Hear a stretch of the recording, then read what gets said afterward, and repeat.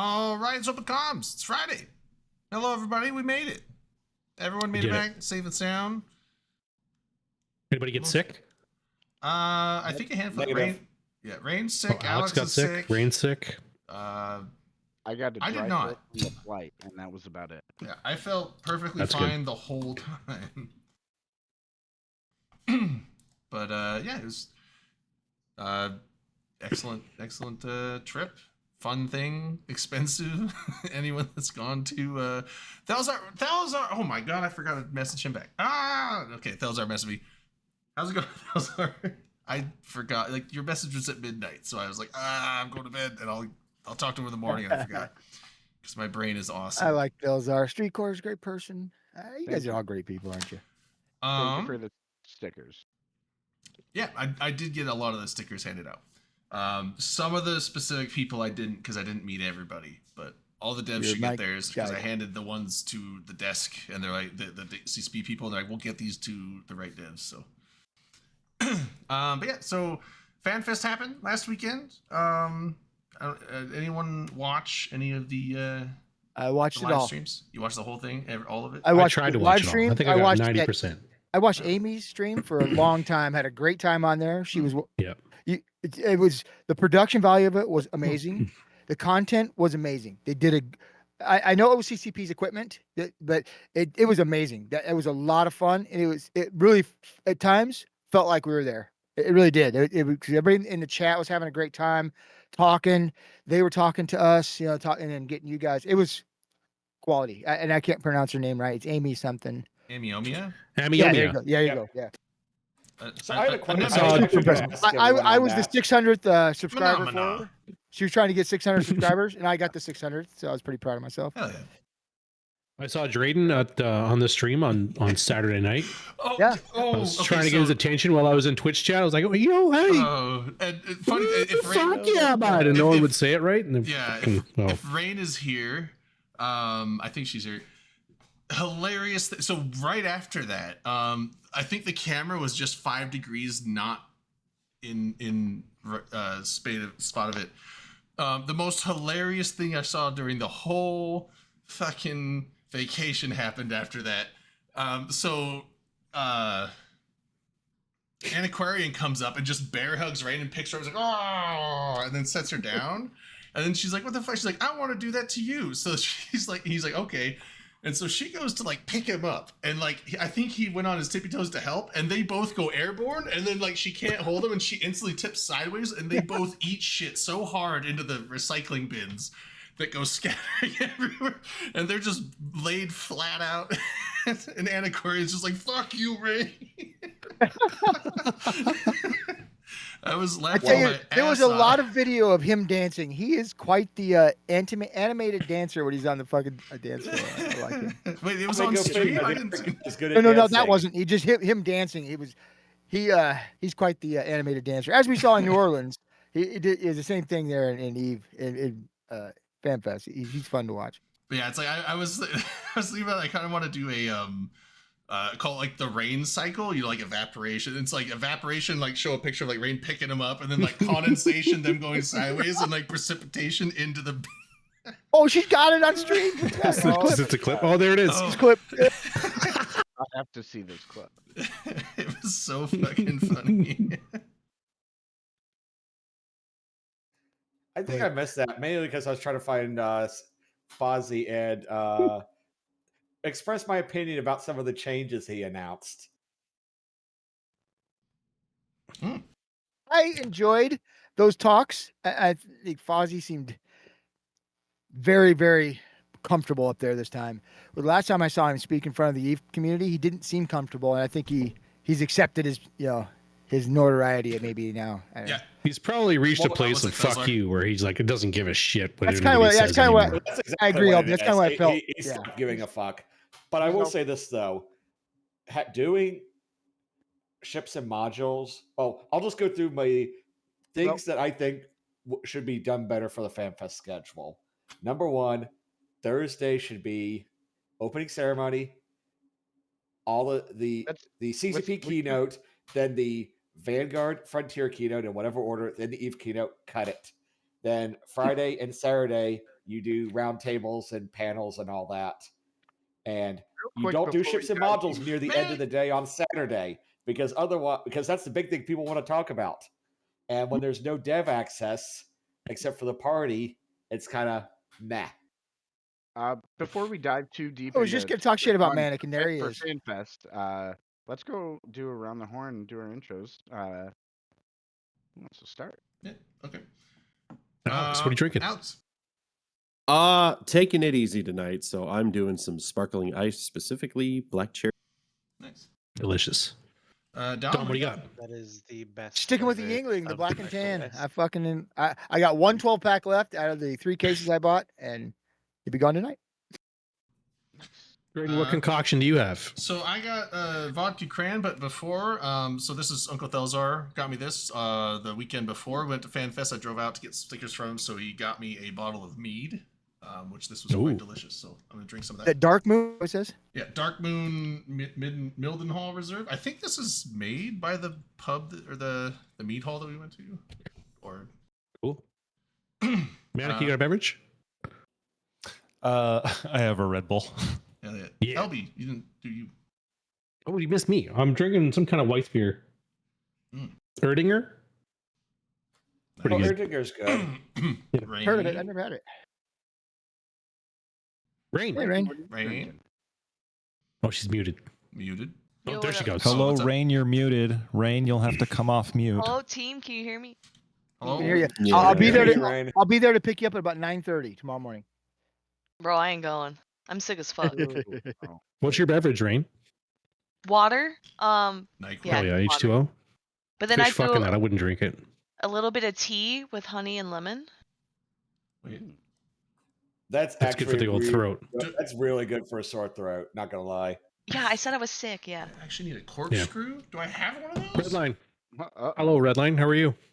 I'm fantastic, and I'm drinking. What kind of beverage do you have? Cherry Coke today. Cherry Coke. Hell yeah. Skyhawk, what do you got? I am drinking a delicious Great Powerade. That's my favorite. That's my go-to for hockey games. Purple Powerade. Duly noted. Vlad, what do you got? I got a Pepsi because unlike y'all, I had 3 more days of drinking with work after FanFest, so I'm alcoholed out. Oh. Wow, that sounds like a quitter to me, but whatever. Dude, yeah, I was I'm like at the casino to 3 a.m. last night with my coworkers, and one of my coworkers almost got into a fight with another guy, and then I had to get up at 8 a.m. to catch my flight home. So I am dead. Where'd they send you? A bar. DC. Obviously. Ah, okay. Round the horn. So we had an adopt a shot from Thelzar. So let's I will drink some mead here in a bit, Thelzar, because I don't know. I'm sure I have a corkscrew somewhere. I didn't know this had a cork. I know I It's gave you a actual Bastion one, wine or but something. Yeah. Worst case scenario, Drayden, you just push the cork all the way into the bottle. That's true. I mean, you have to drink it all then, though. But yeah, so FanFest, I figured we just kind of go chronologically, roughly through the thing. So some of you got there really. Rain, you got there way before we did.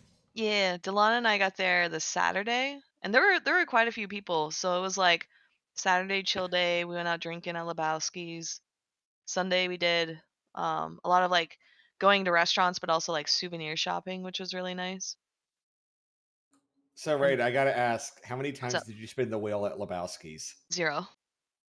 What? You're asking the person who can't drink beer why they didn't spin the wheel where the prize is beer? Yeah, that's. I forgot about that. That's like a. Vlad, come on. That's some You could have given the beer to somebody else. True. That's literally all. Yeah, you did Drayden. was spin the wheel at Lebowski's. Alex tried to babysit me at Lebowski's. I was like, no, man, I'm an adult. That was not. Was that I a got naked- 11. Was that a naked night? Alex, I got 11 beers. All right. Oh, okay, cool, Drayden. Is that the night where we were like, where's Drayden? And we're like, oh, he's with Alex. He'll be fine. Was that night? Probably. That was the night. Yeah. Yeah. But we'll get to that was Friday, I think. But so let's. Okay. I was gonna say, I did really touristy shit. So I went down to Vic, so like the South Shore tour. Highly, highly recommend like either like Vlad's idea of like renting a car or just going by yourself or like with a tour group. Super, super pretty. There's like dozens of waterfalls you can stop at. Vic itself is just like a cute little town, but there's black sand beaches everywhere. They have a little lighthouse, and it sounds kind of dumb, like, well, why would I see a lighthouse unless you're like a movie fan like Manic? But like the lighthouse isn't that great, but the view is like amazing, and you can like the black sand beaches. It's beautiful, so highly recommend. That was what I did on Monday. Ray, did you go with a group or rent a car? I went with Scared Panda, so she drove me. She's doing really well, by the way. I know some of you know her. She's like living the life in Iceland. I didn't know she lived there. I was like, she hit me with the, it's so nice to meet you finally in person. Like, I think I did that like 3 Vegases in a row. And she's like, you always forget that you meet me. I'm like, I know. I'm so. So now every time she sees me, she's like, it's so nice to meet you in person finally. Like, God damn it, I'll never live that down. That's funny. I do want to show you guys who's. I apparently have someone hanging out next to me that I didn't notice. Is that the new kitty? Was that a rat? No, it's Kitty not cat. my kitty. No, I'm at Kale's place. Where's He just gave you the quit fucking touching me, dick. Look. Pretty much. Where's Kyber?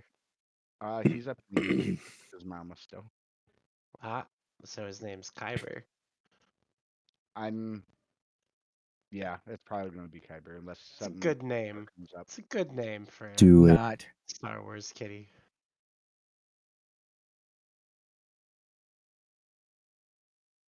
Sorry, distraction. Yeah, sorry. That's what I did when I came early. There was like honestly like being a peak tourist and kind of like wandering around aimlessly. I did do some drinking with the homies, but it was a lot of fun to actually finally get out of the city and see stuff. Very cool. So, we gonna create an album of all the pictures, Rain, or are you gonna do something like that to share with yeah. people? Yeah. I'm getting some pictures sorted right now to like, I'll just put up on screen and just kind of cycle through them passively as we talk. Look at this photograph. Look at this. Too bad somebody couldn't put like a video together like the. Yeah, that'd be kind of cool too. So, Drayden and Alex, I want to ask this question of you guys, especially since it was both of your first Fanfest. What was your like either favorite moment or like biggest takeaway or like what you enjoyed the most about your trip? I mean, man, it's hard to put a finger on one specific thing, right? I mean, it's obviously just fun hanging out and seeing people because, you know, when you go to the Eve meets, it's like these are people that you only get to see every year or two, sometimes less. So, and you get so many more Euros at Fanfest. Yeah, there's definitely people I met that I'd never met before, but I mean, the pub crawl was actually really fun. Part of the Top of the World, I actually didn't spend much time. I watched some of the Crowd Control. That's like the new band for CSP, and they were actually doing permaband covers. I remember someone was saying like that they didn't do that the previous year, but this year they did. I watched them. They did Wrecking Machine. They did Come Fly With Me, and then but after that I was kind of outside mosey, just meeting people, talking to people. I didn't actually spend any time really watching the music. I didn't see the DJ that they had, the main DJ headliner. I didn't go in there at all. But no, the headliner was downstairs. Yeah. But yeah, so I would just say like the big events where everyone was hanging out was just really fun. Non-friend wise, but like just the flyover Iceland thing, I think was the funnest event thing I did. That needs to be 30 minutes long instead of 8, and I want to do that more. But you're muted, Scott. There's only so much Iceland. What do you want to do? Go around 4 times? But it was cool. They could just run it back to back and like 3 times, and that would be. It's really fun. You would get so bored after the 3rd time. You'd be like, I've seen this already. Yeah. If you look out your left, you'll see the same glacier. The Aurora Borealis again. What if they mirrored it though? Boring. But then they'd have to mirror the machine movements, but and then upside down. Then it'd be out the right side. You should walk it. Yeah. So, and then I came in on Tuesday. A lot of us came in Tuesday morning. Which is weird. I didn't get jet lagged, which I was expecting to, but I just got there Tuesday and then stayed awake all day Tuesday, went to sleep, and then like Wednesday morning I just felt normal. And then that's why you weren't jet lagged. Yeah, and then coming back, I got back home like it was a shorter day, but I got back home, got home at like midnight, and just went to bed, and then woke up Sunday and felt normal. I was like, oh, what's this jet lag thing people talk about? But the weird thing was trying to talk to people back home and like, oh, dude, and sending them texts at noon, and it's like 5 in the morning here. I kept forgetting about the time change, so I'm trying to talk to friends back home, and nobody's responding. I'm like kept texting pictures to my sister. It's like she's got a new kid. Like I think he's about a month old now, and so I'm just like I'm probably like waking her up, and she's like, "Fuck, I was almost getting some sleep." Yeah, someone that regularly deals with customers around the world, you get really sensitive to time zones. I'm eating some Icelandic lava chocolate. Oh, nice. It's got like salt and pepper flakes. It's really good. It's dark chocolate with salt and pepper. Yeah, like little pepper flakes in it. So it's like kind of spicy. I'm staring at Kale's I got pile lava. of chocolate, and he was actually just showing off the bottle of Brunevin he brought back. Alex and I got lava. We got lava. My rock is way over there. I'm not going to go get it. I've decided that I really like Brunevin. That's chocolate. Take a bite. Alex, lick the Definitely did. rock. I did lick the rock to see how it would taste, and it tasted like nothing. So Well, you don't know what it tastes like unless you lick it, right? That's just a fact. We talk about how we went on the glacier tour and we all drank from the glacier water in case we got infected. Drayden. I did not. That's where you guys got the COVID. That's like that's where it started. Skyhawk, you're coming in really quiet. Is it just me? No, he knows. I don't know. I'm on a different computer. I've got you cranked, and I can barely hear you. But I don't know what else to do. Skyhawk, I want you to find the microphone on the computer and tap it, because I bet it's coming through the. I bet it's okay. So it is the one on his face. Yeah. Then turn on me. I don't know then. GB, you don't not with that attitude. You got to taste it. You got to give it a good taste. I lick shit all the time. All right. You're supposed to clean it before you lick it, so you don't have that problem. No, that's not true. How you want the full flavor, the full taste. What were we talking about? Lick test. What? You gotta do lick test on shit. We're talking about rocks. I meant like We're talking clean about your rocks. ass. Oh, I lick shit all the time. I lick shit. Champagne. Are we already getting into eating ass? No. The show's barely started, you guys. All right, so Tuesday, we all got in. We just kind of, I think Tuesday was just like a hangout day because the glacier was Wednesday. So, right? I don't know. You were there. That I was wasn't Wednesday, there. yeah. Glacier was This Wednesday. is your story. Yeah. So What did we Tuesday- do Tuesday? Did we do anything Tuesday? Y'all had to drop your shit in my hotel room. We did go check out the monument. We checked out the monument like 3 different times, but we went to the monument.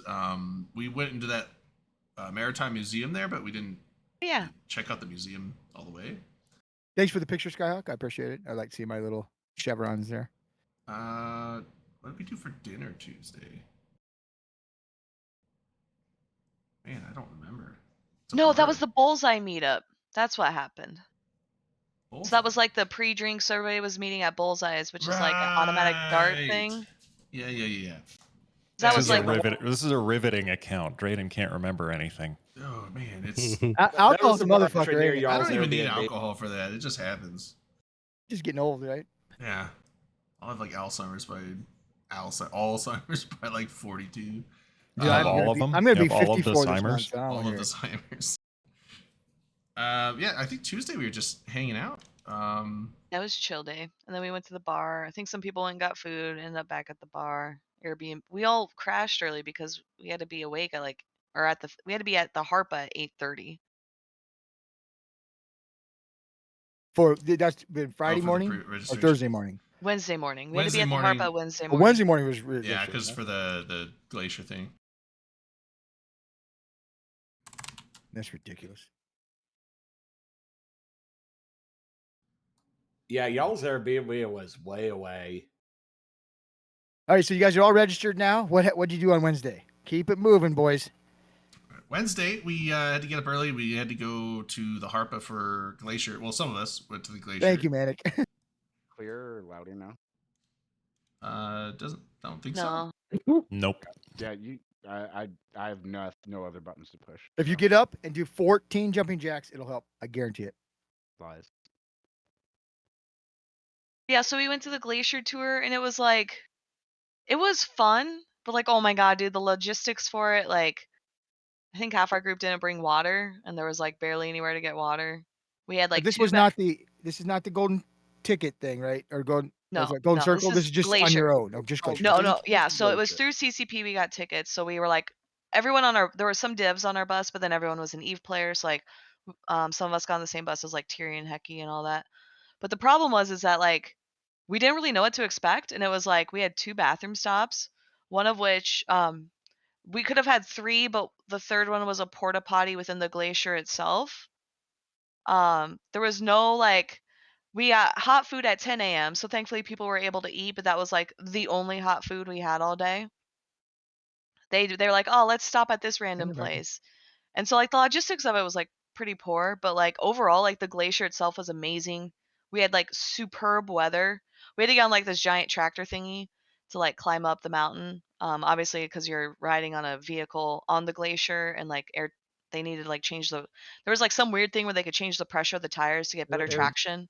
It's self-inflating tires. Yeah. So they would deflate the tires. Yeah, they would deflate them to like 10 or 15 psi. So then it's like more malleable. So it just kind of like rolls over the snow instead of like airing down. Slipping. Yeah. So did you guys create a lot of off-road vehicles will have a compressor on them, and then so in the cab there's a control to each tire to either inflate or deflate them. Yeah, it was super cool because we had like really, really good weather until we got too far up on the glacier, and then it became like foggy and like hazy, so it was hard to see. How much warm clothing did you have to bring? Was it like skiing type warm clothing or just like a jacket or a coat? I've never been skiing, so I had like a hoodie and then I had like a water resistant, wind resistant jacket, and I think that was like really critical was the water wind resistant piece.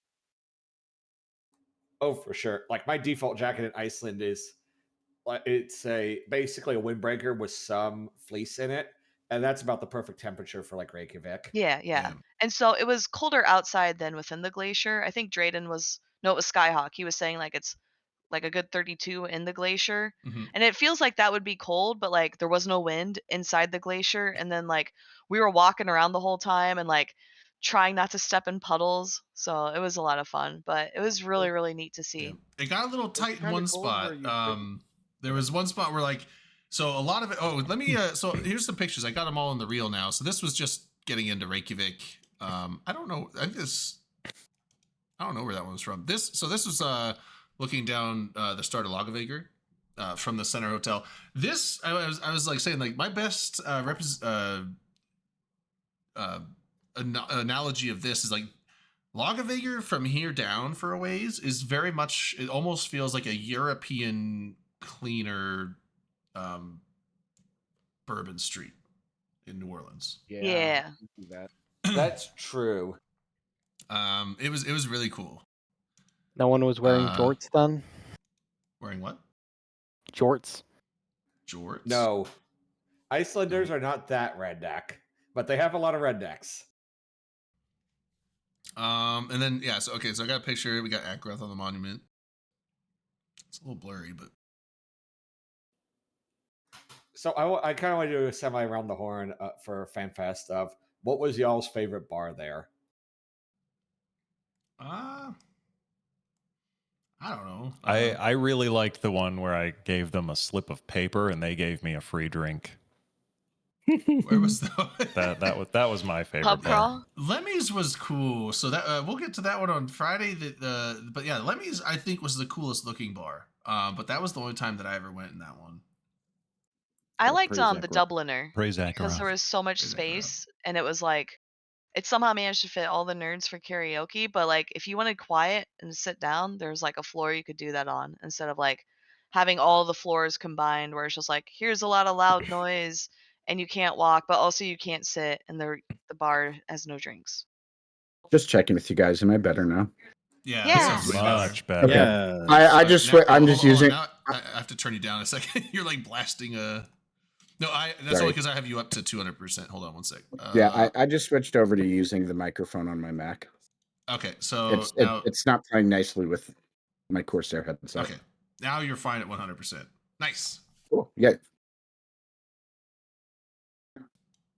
I'd almost have to say Lebowski, just because it has enough room for everyone, especially the upstairs part. If you get a B up there, they kick you out. Yeah, if they don't kick you out, and then you have to have empty tables near you and hope your friends can come and join, and then they yell at you for taking up the tables. Lebowski's is fucking dog shit. I honestly thought Lebowski's we didn't have those meh. problems last time either. The only time I went to Lebowski's is if people that I knew were there, and I'm like, all right, I'll come hang out with you guys. Other than that, like I probably would never go in Lebowski's. I don't know. I went like the first few nights, and then I just stopped going because it was such dog shit. We also spent a lot of time at English Bar. English Bar, though, it's so small that unless you get there early and grab the back table space, sometimes it feels like there's not even enough room to stand at the bar to get drinks. I feel like most of the bars I was at was just whatever bars was like for the event thing. So like the pub crawl ones, I guess just whatever dinners that we were at, plus the two karaoke ones. I guess that's like the two bars I spent outside of the pub crawl and the party at the top of the world type of thing. Like those are the bars I spent the most time at. I think we closed down the Kiki bar. Yeah, the Dubliner was one of the bars they did karaoke, and I love that one. Yeah, that was. I liked it a lot better than 2023's venue. It didn't feel as overwhelmingly packed. Yeah. You mean for karaoke? Well, it's because it closed down. So for 2023 they did Galkiran, and not this year. But yeah, having multiple stages definitely helped. There was I'm gonna catch up the pictures to where we're at. So the cat there, I guess there's just cats that hang. There's like they all have their own little spots where like you see the same cat over and over, but cats some just have roam Instagrams. around. Yeah, dude, my daughter and I, we were walking that street in the middle of downtown. We saw this black and white cat walk up to a hotel. The hotel door slid open. Cat walked in. The door slid closed. It was like that's where he was going. Yeah. I think that cat lives at that hotel. Because yeah, I know that. There are pictures of Max Singularity with that cat on his lap. There's a Dirk Statiel. I had no clue what Dirk Statiel looked like. I went. So this was that. What was the Soth and Dirk? Yeah, Soth. This was Bullseye. Yeah, this is the Bullseye bar. So went there and like I saw Dirk. Dirk's the one on the left on the blue shirt. And he was like, I was just sitting there, just kind of looking around, and like he just like points at me. I'm like, and he's just like, and I was just like, I don't know who the fuck that is. And I go over, he's like, it's Dirk. I'm like, you don't look anything like I expected you to. The moment he opened his mouth, though, you're like, I know that voice. Yeah. I knew what he's. Yeah, and then Sother still's there. I don't know if I've met him before, but. The moment he opened his... This was at. I don't know where that was at.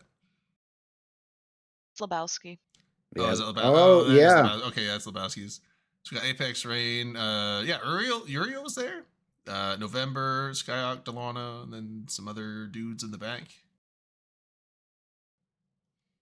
This is the Glacier November must have spun the wheel at least once because it's November. Yeah. I've heard many things about the wheel on Goon Comms since FanFest. Glacier provides. The wheel provides. Except they did math. They did the math on how likely you were to land on anything. So LB with those this are the. So this thing is the crawler. So LB, those are the buses we rode. Well, this was the crawler that went up to the glacier. So this apparently was a UN military transport. NATO. It was NATO. NATO. Yeah, it's a NATO military transport. Is it a Unimog or is it an Oshkosh? I think it's like a German-made one. I don't know. I have. That's a Unimog. But he was saying that's like, a Unimog.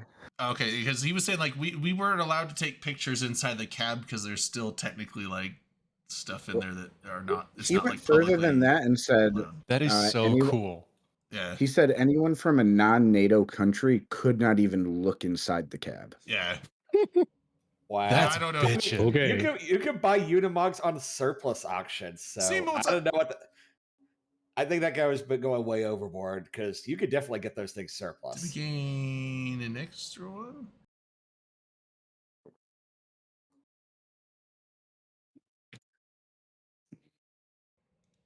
But yeah, so let's see.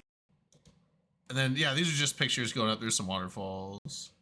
I took so many pictures on the ride out to there too. Just the scenes, the landscape through there was just absolutely gorgeous. This makes me want to play Death Stranding. Yeah, dude, Iceland looked like Death Stranding. Like it really did. But Death Stranding was made to look like Iceland. Oh, I was just about to say that. I was like, oh man. My favorite was we would drive by places where it was very clear they planted a bunch of trees, like their little tree farms to try and repopulate the tree population. They were so little and all the same height. Yeah, apparently I had my fingers in there. Oh, so this was the entrance to the glacier. Nobody clipped that. Yeah. So a little tunnel there, and then we would go in, and they had like synthwave lighting in the tunnel. No, it's bisexual lighting. Is it bisexual? Yeah. Isn't synthwave just bisexual? Oh, music? did you catch the photo? So and- right yeah, in the cool. image you've got up right now, that's close to the area where it rained at the dust for a minute. Oh yeah. Yeah, so the tour guide was like screaming at us because it was really loud. He wasn't being aggressive. He's like, safety number one, stick together. And so if you have like ever experienced snow in the US, you like got off and it was like, there's snow on the ground. It's windy. It felt just like a normal winter. So we're like waddling in, right? Trying to be safe. So there was no like padding or anything inside the first part of the glacier. And then they're like, oh, carpet. And he's like, stick to the carpet. Don't get off the carpet. I'm like, yay, carpet. And so I take like a big step and I like biffed it, but I caught myself. On the carpet? Yeah, so the carpet was very slick. You didn't So fall I all stepped- the way. I mean, You like stumbled No, and no, caught I yourself halfway down. So it Yeah, was my like my foot went whoop, like flew Yeah. up, and then I caught myself. It was pretty fun. yeah, but you didn't it eat laughed. shit. I was- It was like not graceful, but you didn't fall. I heard it happen right behind me because I was right in front of Rain, and it took all of my self control to not turn and look around because otherwise Yeah. I know I would have biffed it too. Yeah, it was kind of spooky, like climbing down there, because like essentially everything was ice, so that's all you had to deal It with. definitely had vibes. Like, yeah, the guy was giving off vibes like, remember your training and you will survive. Yeah, Had a it lot of was that. really funny because like you're like, this is just normal snow, like in Yeah, winter. he was like, don't get out of, like, everyone needs to be within arm's reach. Like hold on, like this part. Your training. Yeah, like this part, like when we're going in the tunnel, he made it sound like if you, like, you're gonna get just lost to the glacier and you're just gonna be gone forever if anyone gets within more. And you're just like looking, it's like, I can see the tunnel from here, from the crawler. Like, I'm not getting lost out there, but. I think what happens is that like you get people who don't ever experience snow and it's like traumatizing to them. They're like, what do I do? Oh my God, I have to step through snow. And so like he has to act like everybody's like a Florida native and all that stuff. All I can think of is our the Golden Circle guide going, and here is where the American tourists wandered off the path and fell into a crevasse, and they all died. I will say this. So last FanFest 2023, we did the Golden Circle tour. This year we did the lava show. I just want to point out something that I noticed with like, because you get up close and personal with these large natural formations, like they let you walk on a damn waterfall. But there's very little like guide rails or like I guess safety measures put in place, because part of the appeal is that you're right there. And it made me think how like over here in the West, in the States, you go to somewhere like Yellowstone National Park and there's signs every 3 fucking feet saying like, don't jump into the boiling hot water. Yeah. There's guardrails on every inch of every surface just because people can't be trusted. But In Iceland, it's like Darwinism this activated. guy Good talking luck, about you know how you'll fall into the glacier and that's just going to be the end of it. Like, yeah, he kind of has to treat everybody like they're 5 years old, because this is it's a potentially very dangerous thing to be doing this. Yeah, it may have changed since then, but when I was there, the geysers had like a rope around it. It was like a foot off the ground. And that was it. That was the fence. It was like a foot off the ground, a rope around, like where you don't step over the rope, basically. I was like, and you're right. If it had been America, there would have been a 6-foot fence, 45 signs. You probably couldn't have Because seen. people are stupid. People are stupid. Yeah, you can't trust people to protect themselves. Can't trust people not to step over the rope because they Yeah, will. exactly. I wanted to. It was everything I had not to step over that fucking rope. They put the rope there, and that tempts you to step over It's it. like a challenge. It's a challenge rope. That's all that is. Challenge rope. So these lines, so in the glacier, Okay, these sorry. lines, this was actually really cool because so the line that you see behind the guy, like going behind him, that was the what was it, the Ella falafel. Aya Kyatla Yokel? Or no, not. When you say line, you mean the darkened line? Mr. Unlucky, what's Yeah. up? Welcome, everybody. Mr. Unlucky. We're doing some FanFest recap, checking out some stuff, and then we'll once we get to the Friday Saturday part, which is coming up, then we'll be going into like the new expansion stuff. Thanks, we'll talk Mr. about that. But yeah, so we're just going over some quick stuff. So like, yeah, that line behind him is the Eyjafjallajökull eruption that like grounded all the planes for like a month in Europe about what 12 years ago, something like that. Like 2013. Yeah. 2010. And then the one above his head, I think, was one like 4 or 5 years later. And like as you got it, so I guess also like as the ice compresses, as it gets deeper in the glacier, the time between layers gets tighter and tighter from compression. So that's actually ash then in the ice. That's ash in the ice, yeah, from the That's really eruptions. cool. Interesting. Yeah. Oh, and the other thing though, so this was a crevasse. he pointed out too that like so that difference between the lines is about 3 feet now, and like in another 10 or 15 years it's going to be only like a foot, so it's continuing to be more and more compressed. That crevasse looks like something I'd work on. Well, it's just hydrostatic pressure. The more ice you get, the more snow and ice you get, the more it's going to compress. Yep. Oh wait, hold on. Did we? Drayden, you just posted that's just a Georgia O'Keeffe painting. Oh, the Georgia O'Keeffe. Dr. Ruth, exactly, Seema. Yeah, I actually posted this. I posted this in the FanFest thing. So like everything reminds me of her, and no one said anything. I'm like, oh. Was it like not the right crowd? I should call her. Yeah, I was like, I should call her. I was like, was this not the right crowd to post this like that, or I don't know. But that. I would have fucking made a comment. Let's see what I'm at. Okay, 6. Hold on, let me bring. How far out was the bus ride to get to the glacier from Harpa? Bus ride was like 2 hours, and then about 45 2 and a minutes. half-ish, yeah. Yeah, because we stopped, and then going up the glacier, it was like an hour and a half up, and then you spend an hour there, and then it's an hour and a half back. We had good weather, so it was probably shorter than that. That was a long trip. It was totally worth it though. Then that was all you Yeah, did it was was- just the glacier there and back. There was nothing. It was like an 8 or a 9 We hour stopped trip. at some But you got to waterfall. spend enough time there to enjoy it. It wasn't a quick. yeah, we That's the one stopped thing at- about Yeah, the circle. yeah. I thought was just it wasn't enough time at each place. Yeah, we stopped at a waterfall for We- like 30 minutes, but yeah, it was like half an hour at this waterfall spot, and then an hour in the glacier. But overall, it was like a 9. So it was about 7 hours of travel. So He's like, The "Oh." waterfalls that we stopped at were really unique too because so it's glacial meltwater, of course, so it's coming from the glacier. We had just been inside, and it flows through a lava field. And of course, the lava rocks are extremely porous. So the waterfall is actually where you can literally see the water just coming out of the lava rocks and then cascading down into the stream. It's really pretty. Skyhawk, all I can think of now is using That's the some waterfall we Icelandic stopped at. lava rocks for basically doing the Lincoln County process, except with lava rock instead of limestone. And yeah, Drayden's got a great photo of it up. yeah, so that's the It just waterfall looks like we it's stopped water at. coming from the ground.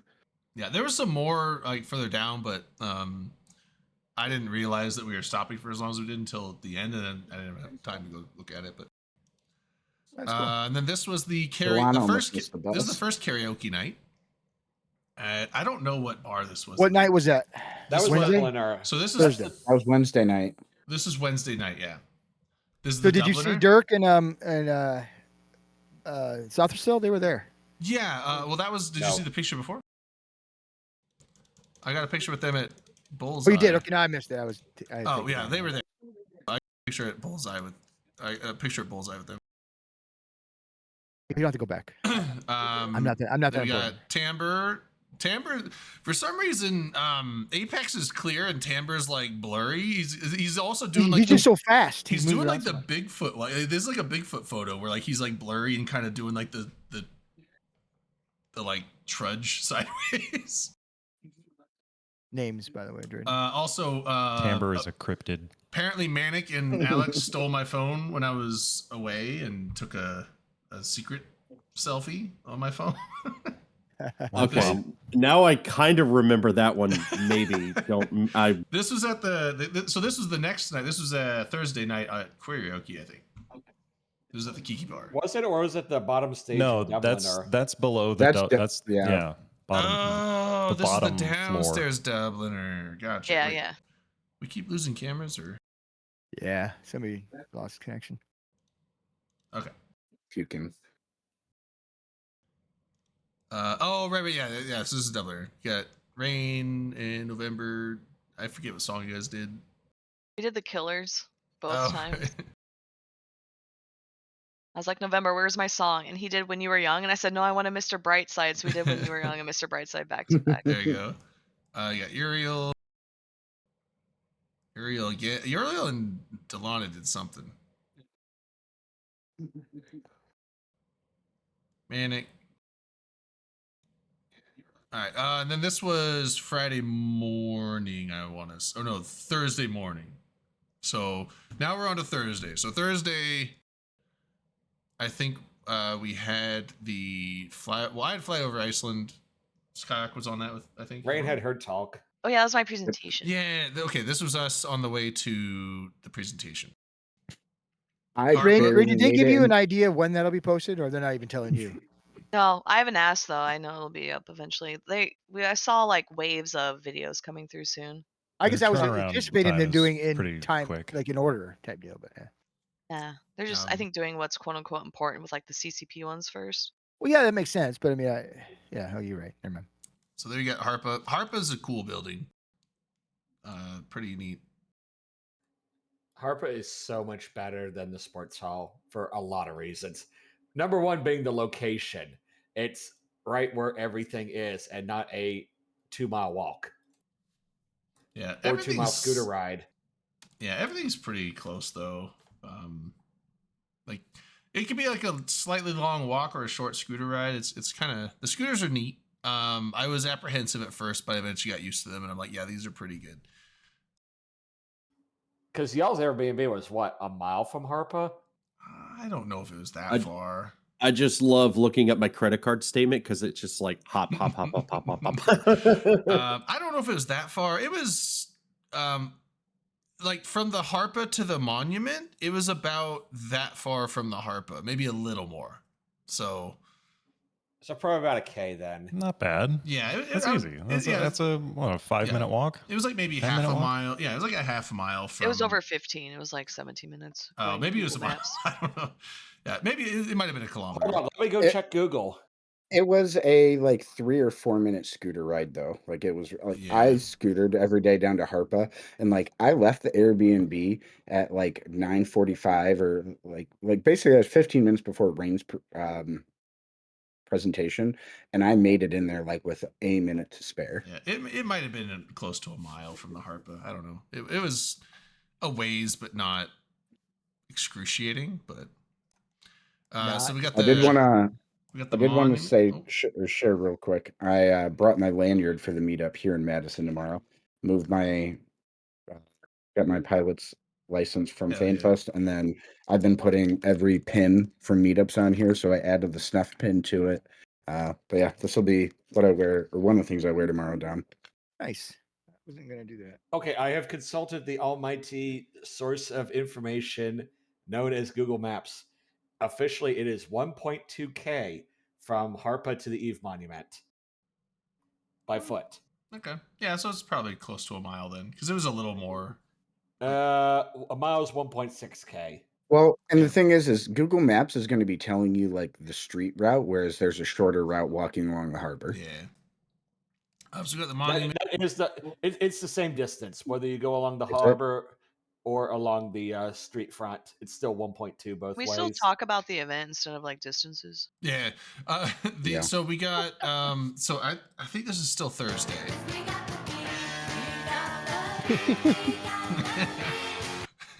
I think this is still Thursday, or is this Friday now? I can't remember. Thursday. They were there all the Oh, days, and CCP Swift owes me some 3D files for those prop guns.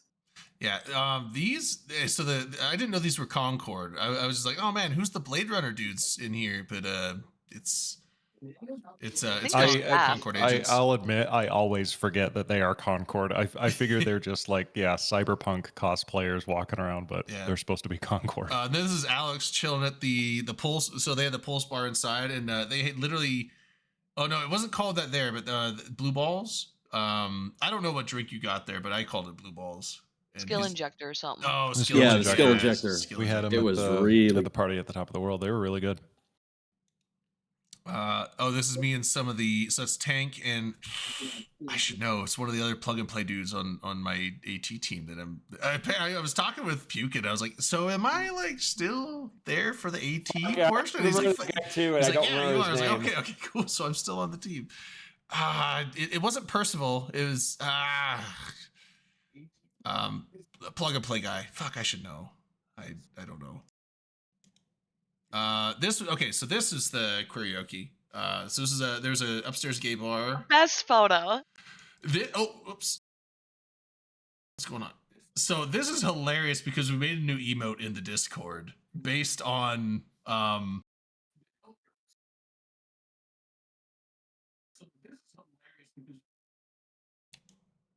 that.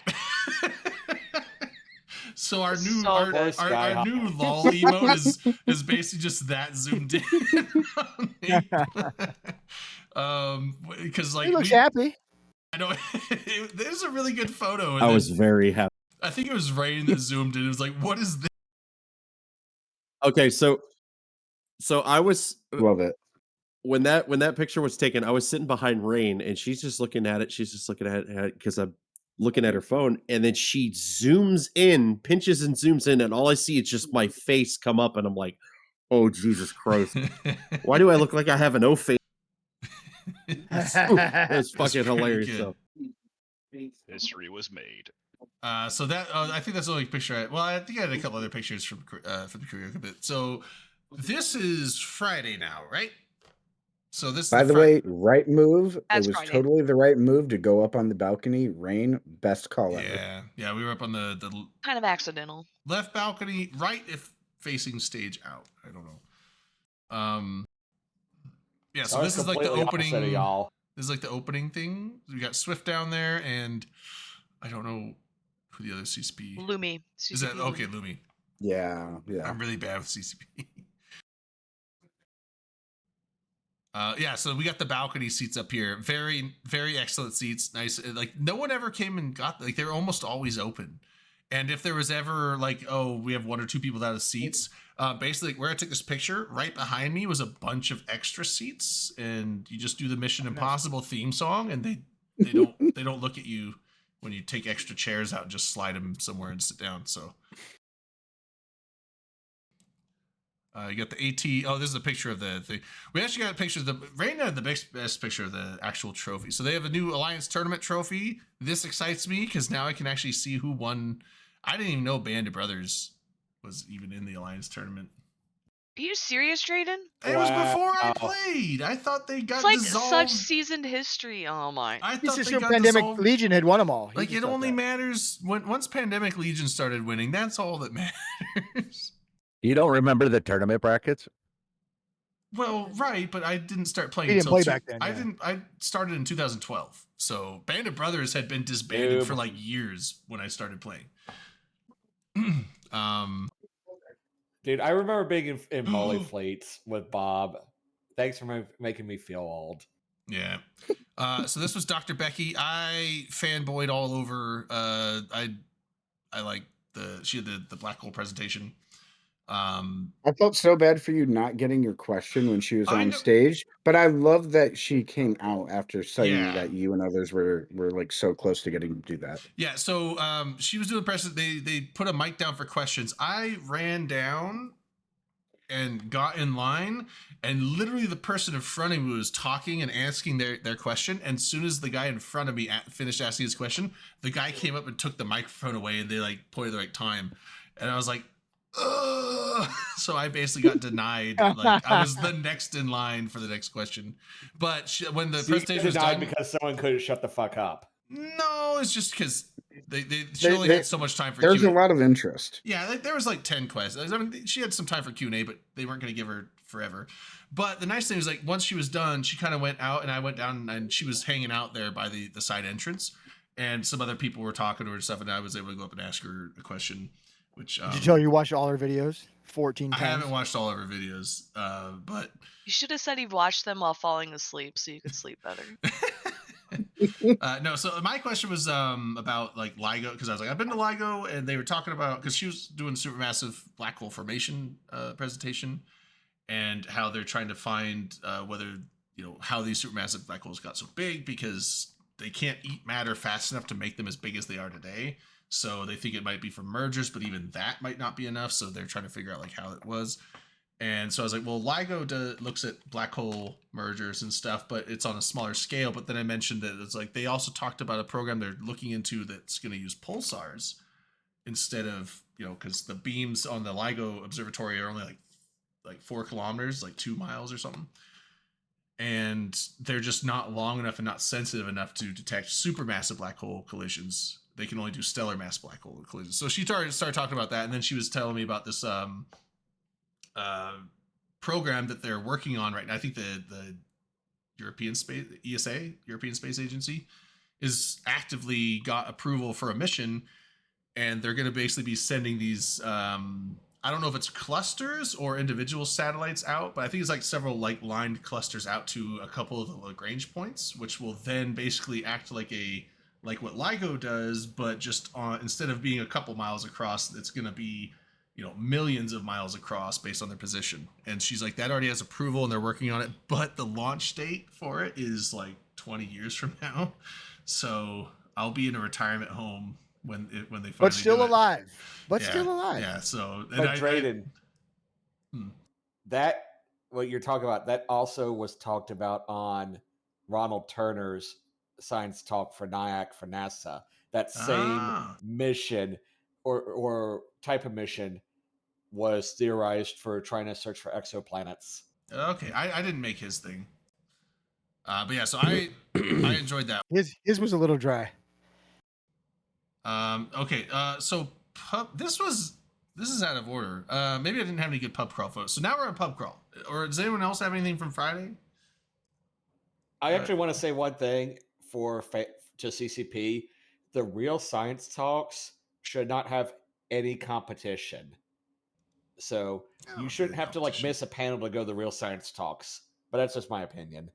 Yeah, dude, I'm really glad for the player presenters. It was like me versus the AT guy. Because I'm like, oh my god, if I had to compete with like CCP or a scientist, dude, no one would come to my talk. Yeah, they're trying to pack it full of content, and it's just they run out of time. I didn't like that they overlap. Like if you're gonna have multiple rooms, just have them be like pick one or the other. I didn't like that all of them like you couldn't be like, oh, I'll watch this one and that one. Like they all overlapped by like 10 or 15 minutes, which I really didn't like that scheduling. Did you try harder? Oh yeah, that was because it's like idea. Oh, if you want to see two things that are in two different rooms, it's like you either have to choose like, do I miss the last 15 minutes of this one and leave early, or miss the beginning of that one? And I wish they would have just had like blocks like this. You could choose like one or the other and not be like, okay, I want this one and this one, but I'm going to have to miss some of one of them. I don't know. I wasn't a fan of the schedule. So overlap, you still can pick one or the other. You're not forced to leave early. But you're not missing right, but it's like you can't watch both. It's not like if you just have everything start at the same time, you're either going to miss all of one or catch all of one. Whereas with this scheduling, you could make both, but not all of both. You had to pick. But it's still your choice. It is, but it's like, but I don't know. You don't like having the choice. Don't give him the choice. No, you should have a choice of like this one or that one, not like part of this one or part of that one. I don't like that. Like, Yeah, it's CCP But you didn't now. have to do that. You could choose to watch only one of them. That's what I'm Right, saying. and then just should not be- go to the They're other not one forcing you to completely. just go to part of one, part of another. Yeah, I don't know. I think the scheduling could have been better. Yes, but- I don't disagree, but they run out of time. It would be if all the content they have, if you were able to, if you line them up end to end, there'd be like 10 days worth of shit there. No, that's but crazy. they were like in alternating blocks, like that weren't synced up. You could just have, I agree. things Take a that were drink. Take a synced drink. up. Take a drink. Freedom. I don't think there is any solution that would fit every single attendee. I agree. No, you're not always wrong. going to miss something at events like Well, I know these. you're Like gonna miss there's something. enough And the content that thi- you're always going to miss something that you want to And see. if you miss something, it will eventually be on YouTube. CCP is really good about it. It's not always immediate, but like it gets on YouTube, so you can go and watch it after the fact. But the live vector. But there should be some things that are the quote unquote big events that should not be scheduled without anything against it, like ships Like and keynote. modules. Yes, keynotes, obviously, the real science talks and ships and modules, because those are so big that anything blocked against them is going to have virtually no attendance. But they're big to us, right? The real science stuff isn't everybody's cup of tea. That's why people went to other I stuff. don't think I've ever seen a presentation with no attendance. Exactly what I'm saying. Like, some Like- people, it's just that's not my cup of tea. I'd rather go watch this. Yeah. So I Like, mean, yeah.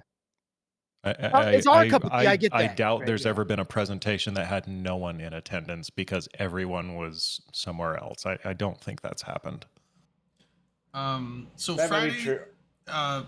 So this is where we're starting to get like the actual Eve expansion discussion stuff. So this is where the initial keynote came in. So did you guys everyone watch that? I'm assuming. Yes. Um, We watched it and we streamed it. what did people think? So I mean, we'll get into the breakdown of the expansion because that's from the next day, Saturday. But so thoughts on was it Legion?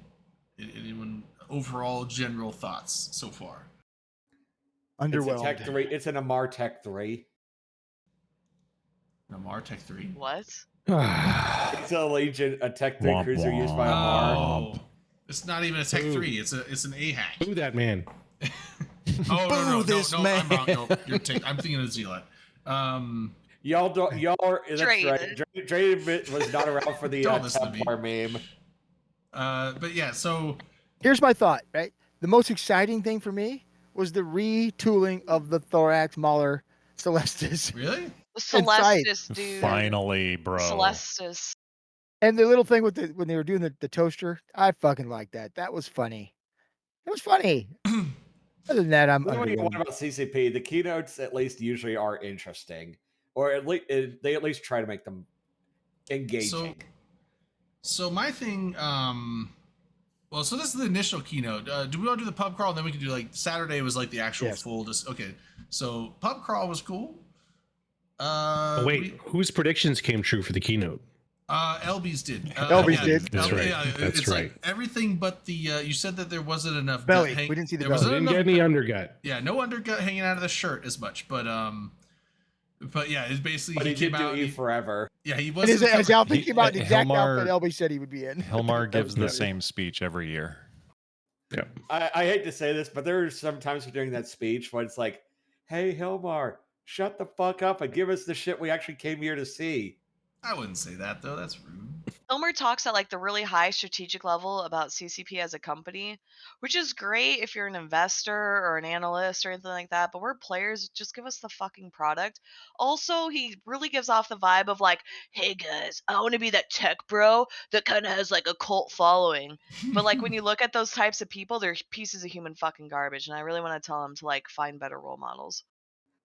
I mean, that's why if I was running FanFest, sure, Hilmar CCP should just do an overview keynote, 30 minutes right after the welcome ceremony, and you can hit the high level stuff like, hey, this is what we've done. This is what we're looking at doing next year. These are our theoretical projects.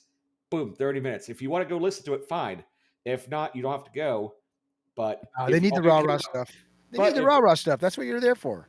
It's exactly. Fanfest. But if you Rah-rah is want to important. see the Eve stuff, then you wait to the Eve keynote later on Thursday. Yeah, that's why the main keynote should have the rah-rah stuff in it. It's important. That's a very important part of FanFest, right? Is getting people excited about it. And that first keynote isn't about giving you the details. It is about getting you excited for what they're going to tell you. And they've usually done a good job of that. I thought it wasn't as good this year, but it's still decent. The rah-rah stuff anyway. I found the corkscrew. For your wine?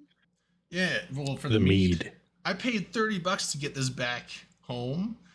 This is like a $5 thing that Carneros gave me, and I didn't realize when I tried to take it to the airport, they flagged it, and I was like, for a corkscrew? They're like, no, because it's got a little blade on it, yeah, to cut the thing. The little like champagne bottle blade, they wouldn't let me on the airplane with that, so I had to spend $30 to ship. Well, this if you weren't 9 foot tall, they probably would have, right? You're scary anyway. When you carry a weapon on, it's worse. Drayden's a 9 foot tall, pale redhead from Idaho. Carrying a switchblade. He looks like a threat.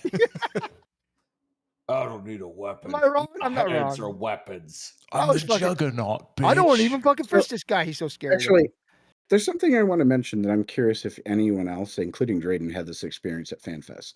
This did not happen to me at all the first time I went either. But I had 3 different interactions at with native Icelanders where they saw me and I think they assumed I was also a native and started speaking to me in Icelandic. And then they saw the vacant expression on my face, like, oh no, he's American, and then immediately changed. I was like, on 2 occasions this year and in 2018, I had other tourists come up to me and ask me if I spoke English because they wanted to ask me a question about like how to get around town. You should have said nope, only Chinese. No, it was. Man, I would have just responded in German or Spanish, be like, I don't know German or Spanish. Nine. One of the times too was actually at FanFest, like in Harpa, and it was with the lady that was where they were selling the hot sauce, and she saw Somebody me give Drayden instructions, please. They saw me tasting the hot sauces and started just speaking to me about the hot sauces in Icelandic, and I was just like, I don't know how to respond right now. Yeah. I had to stop these older women at an ATM. They're like trying to withdraw cash, and I'm like, "Hey, is this your first time here? Nobody uses cash." They're like, "Well, we had this issue at KFC." I'm like, "Well, don't go to KFC. You're in Iceland. Yeah. We came to Iceland to have KFC. Yeah, it's not good. Go to fucking Popeyes. No, don't go anywhere that's not Icelandic No, in you flip the Iceland. little- But like I was trying to help them. I was like, don't do that. Like you don't need it, blah blah blah. And so like I was really grateful that like they didn't take out a bunch of cash and were fumbling through cash like normal tourists. I'm hoping I wish my first trip to Iceland, I wish somebody would have come up to me and stopped me from buying that fucking umbrella because I had to throw it away after 40 minutes because the wind destroyed it. little side thing that you flip it on top of the lip of the bottle and then you pull up. Yeah. I went to UNI college, and it's like top 10 windiest campuses in the U.S. So I got really good on how to aim an umbrella. Did you figure it out, Drayden? Sure did. You look so proud of yourself. You see the look of excitement on his face? That was fantastic. He's like a little kid. He's like, I did it. All I can think of is like Drayden playing the Final Fantasy. Fuck you, Cork. Drayden doing like a Final Fantasy victory animation with that music playing. Jesus, that was I don't even have garbage over there. I'm gonna have to get that later. You don't have just to, throwing garbage around my apartment. Hell yeah. All right, what were we talking about? Yeah, so well, Friday pub crawl, and then I mean it's a pub crawl. I mean, it was a lot of fun. Did you guys get in the same group, all of you? A bunch of us did. Yeah, we had to split with amongst 2 for groups. the most part. Yeah. Yeah, Delana was group were y'all in? Burger's group, but we were in Frontier. Overload, and yeah, we were in the front. I didn't know they were the Frontier devs. I was like, oh, Overload's cool, and I haven't met Jotun yet, so why not? And it's like it was all the Frontier devs. Jotun seems like a nice guy. We did get a It was on my special personal surprise. no bueno list. There was a bit of a special surprise though later in the pub crawl night. CCP Homer made an appearance on the pub crawl and came to the party at the end, and Rain and I got a selfie with him. That's I probably why I I'm was sick. really probably. I was really surprised though, because normally he doesn't come out and interact with the players in those kinds of settings. I think his hot tub was probably It being wasn't. cleaned It at the wasn't time. Hilmar that was sick. It was Helmar that was sick, from what I heard. Those are the same people, Drayden. What? Then why do they spell it different? Oh, Because one's a CCP name, one's his real name. Wow. I knew that. You just blew his mind. Oh my God, did Drayden! I swear to On the way, on the Are way you home, deliberately obtuse I was or just not? He's trolling. No, I was just seeing if you guys knew. Oh my God. Oh, thank you for testing us and checking Yeah, us. yeah. Yeah, so apparently he was sick. So he's spreading the nerd flu. yeah. Yeah. He was sick Saturday during the Patient closing zero. ceremony. What did y'all think of the Friday fleet, whatever it was, the end place we went to after the pub crawl? I loved it. It was pretty cool. So there it was It's a good bad venue. at it was bad at sitting, but there was a lot of space where like everybody could hang out, and there were multiple bars for drinks. There was actually really good Bathrooms sitting were upstairs. You had to go upstairs. Yeah, so Oh, this there is, was seating upstairs. Okay. yeah, so this is where like I got me and Convict were hanging out with Vlad upstairs. So this is they had a whole bunch of tables and stuff to sit at on the balcony upstairs. It was really cool. And then apparently I got fucking hammered that night. Apparently I got drunk, and then we went to Lebowski's, and then I spun the wheel 4 times, and I hit win Hell 10 yeah, beers, brother. 3 of them. That was the best night, because like so while you were doing this, Drayden, the rest of us went back to the Airbnb and we're like in our jammies talking. We were also like continuing to drink, but just vibe drinking. And we're like, where's Drayden? And we check our phones and we just see selfies of Drayden and Alex. We're like, oh, he's fine. So yeah, no, I was getting shitty wasted. Apparently, I won 30 beers with 4 spins. They I was get just- around the toilet. I was Did just any of no, you I was guys just no, do I, didn't say, the- I was just handing them out. So I just looked over like see some guys at the bar. I'm like, you guys need beers? And they're like, sure. I just like pushed like 8 beers at them. Like, here, you have these. And they're like some locals like, oh, what's your name? They're like, we like you now. All of a sudden, and Wheel provides. yeah, the wheel was good. But I have a question. Did anyone else do the wheel that was actually at FanFest where you could like win shit? Yes, I got. They let me do 10 spins because I was the last person in line. Because normally they're only letting you do 5. I was gonna do Asking, it, but there's too much so on the the line. reason I'm asking for a reason. So did anyone already get their stuff? Because No. okay. They said we were going to get shit on Monday, and like haven't seen anything. Probably met next week Monday. Yeah, Probably. Yeah, so apparently They just mean a Monday sometime. I don't We're not sure remember when, but it would be a Monday. I don't What remember did you taking win, these photos. Skyhawk? So this is apparently on Friday. The auroras were out. I took photos. I don't remember, and it was not. And like Rain, you were saying, like maybe you got them from Discord. I checked. No, they were in my camera reel, not my saved photos. So That's so funny. I took these apparently. Good job.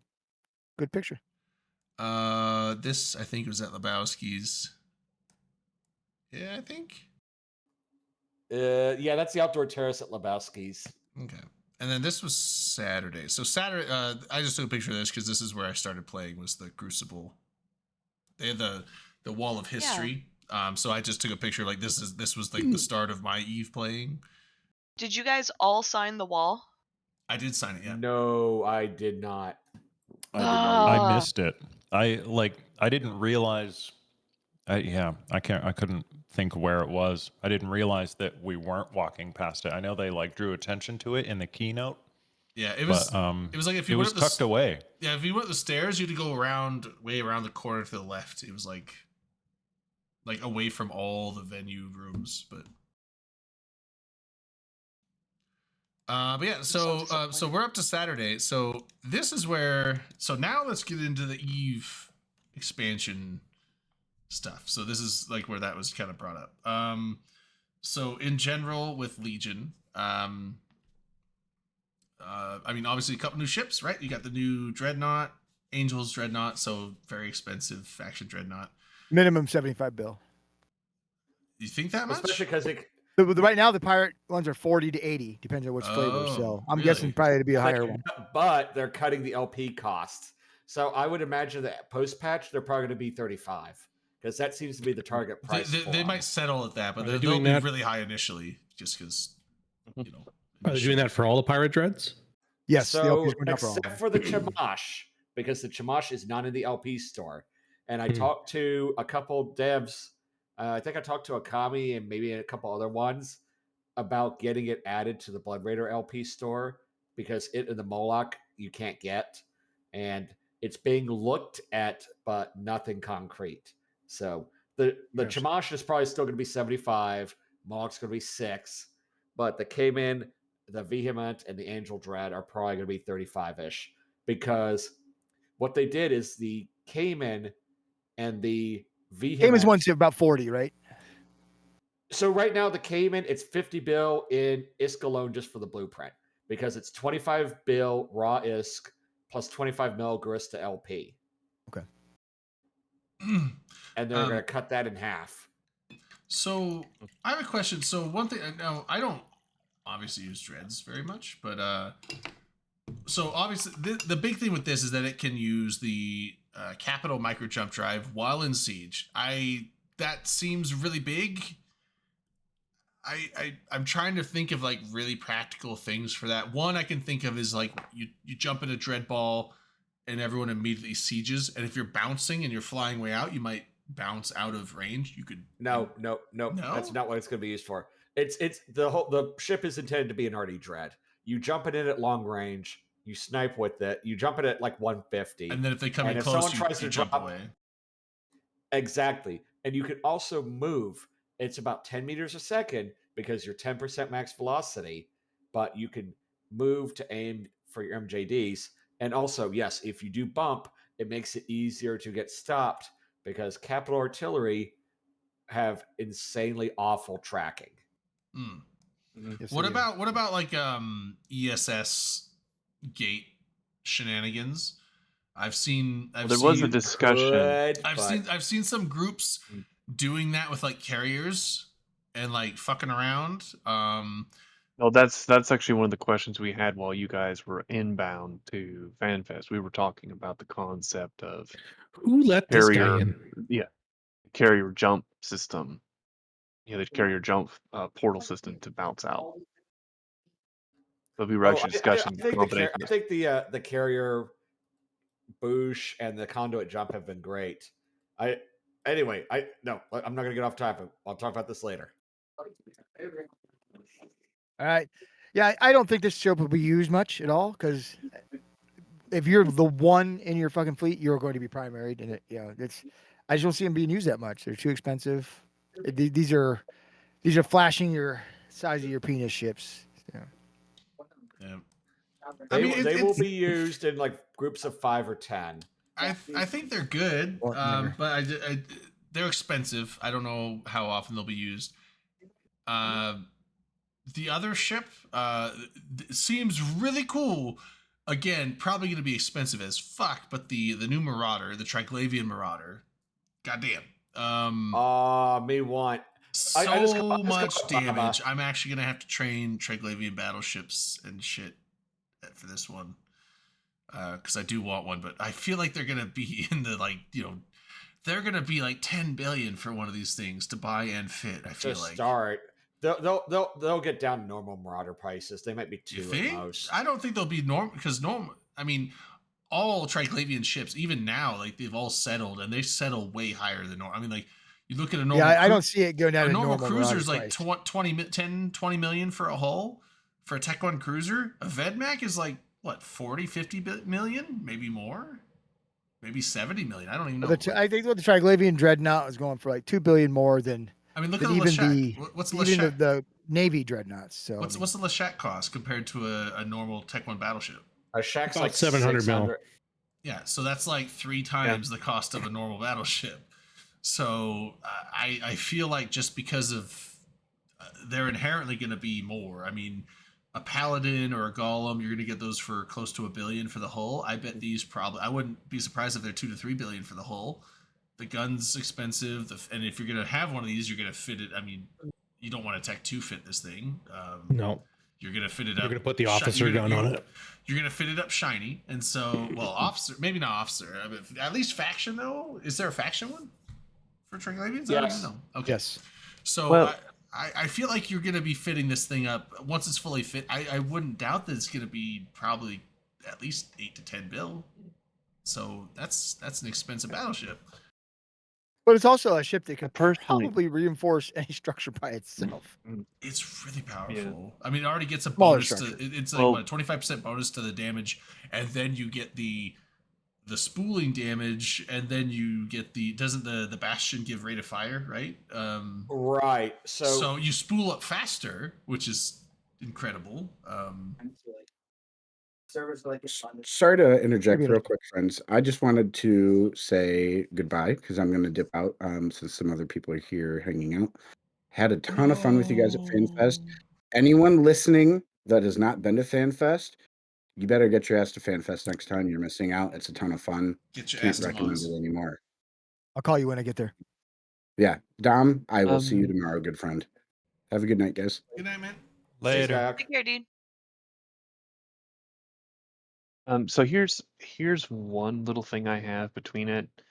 So Serenity's version is called the Divana, which actually means the Divana. I actually think theirs looks better than ours. Ours kind of looks a little slapped together comparatively. Well, I think the thing is that the Serenity, they can kind of go more all out on their skins because it's kind of pay to win in a lot of ways. Mm-hmm. I'm actually Serenity is the Chinese server, so anything's on there doesn't matter to us, right? You can't Well, really they have compare just a things 'cause few. we can't get Well, them. you can because there's some of the bonuses are the same. They just removed some things. So We'll never have what they What have have. I So it done? doesn't matter.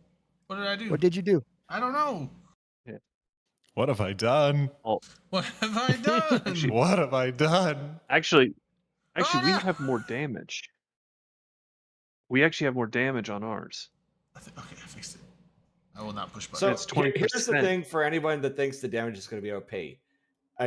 Out of Siege, a Lashak does more damage than a Baba. In Siege, it's 120% at cold, and then it's until it gets fully ramped, which is like 2 minutes, then it does noticeably more damage. But until then, it's 2 minutes to ramp on a Lashak? on a Baba. That fast? I don't know what that is. Well, the Baba, well, Baba the way Yaga. they've I will not call it the Baba Roga. Yeah. I will not. It's a I'm just Baba gonna call Yaga. it a Baba. It's a Baba. It's a Baba Yaga. It's the Baba Well, Booey. but here's the thing though, No, is that no, that- Gary, it's not the a Baba Baba Booey. Booey. It's the Baba It's the Baba Booey. Booey. Thank you, Medic. It It's is the Baba Baba Booey, Booey. So the maximum damage multiplier bonus for this is going to be 200%, but it's interesting that it's not saying it's in Bastion only. So out of Bastion, this thing can do a ton of damage. In Bastion, that's when you're going to see it really 10+1. good. Ah! Yeah, really, really high up on the level. Yes, that's what I was thinking, Q, right? Baba Booey. But they also do have some interesting stuff between the two that's very interesting. But I'll have to wait to see the full materials because this is what they call work in progress. They'll probably change this by the time of the patch. There's already been some talk of certain things being pre-nerfed before it even gets to the patch. Oh no! Something Milton just Don't mentioned. touch it. It'll be fine as is. Maybe I missed this. Well, that's what I Did they say what's coming out on the 27th and what's coming out later? Have they told us which ones are coming out when? And if they did, I missed it. Everything they announced is coming out on the 27th. No, that's not true. Yeah, They said everything. specifically, some of the things they announced are not coming out. Let me finish what I was saying. All the specific things, so ships, modules, are all dropping on the 27th. But there are things they are looking at, like capital escalation and possible mining changes that they are looking at in the future. Yeah. And the visual effects aren't coming out till later either. They didn't really say one way or another what's coming out when. If they did, I missed it. That's what I was asking. But yeah, things we know are definitely coming out. The Baba Booey, the Angel Dread, and the Pirate Dread buffs are all dropping on the 27th. What's the pirate Well, Dread also buffs? the whole changes too. Now, one thing I saw with I was about to say what those are too. One thing I saw, real quick. One thing I saw with the Angel Dread also, so you can use the MJD in Siege. It also said it can move at 10% speed in Siege. That's no other Dread can do that either, right?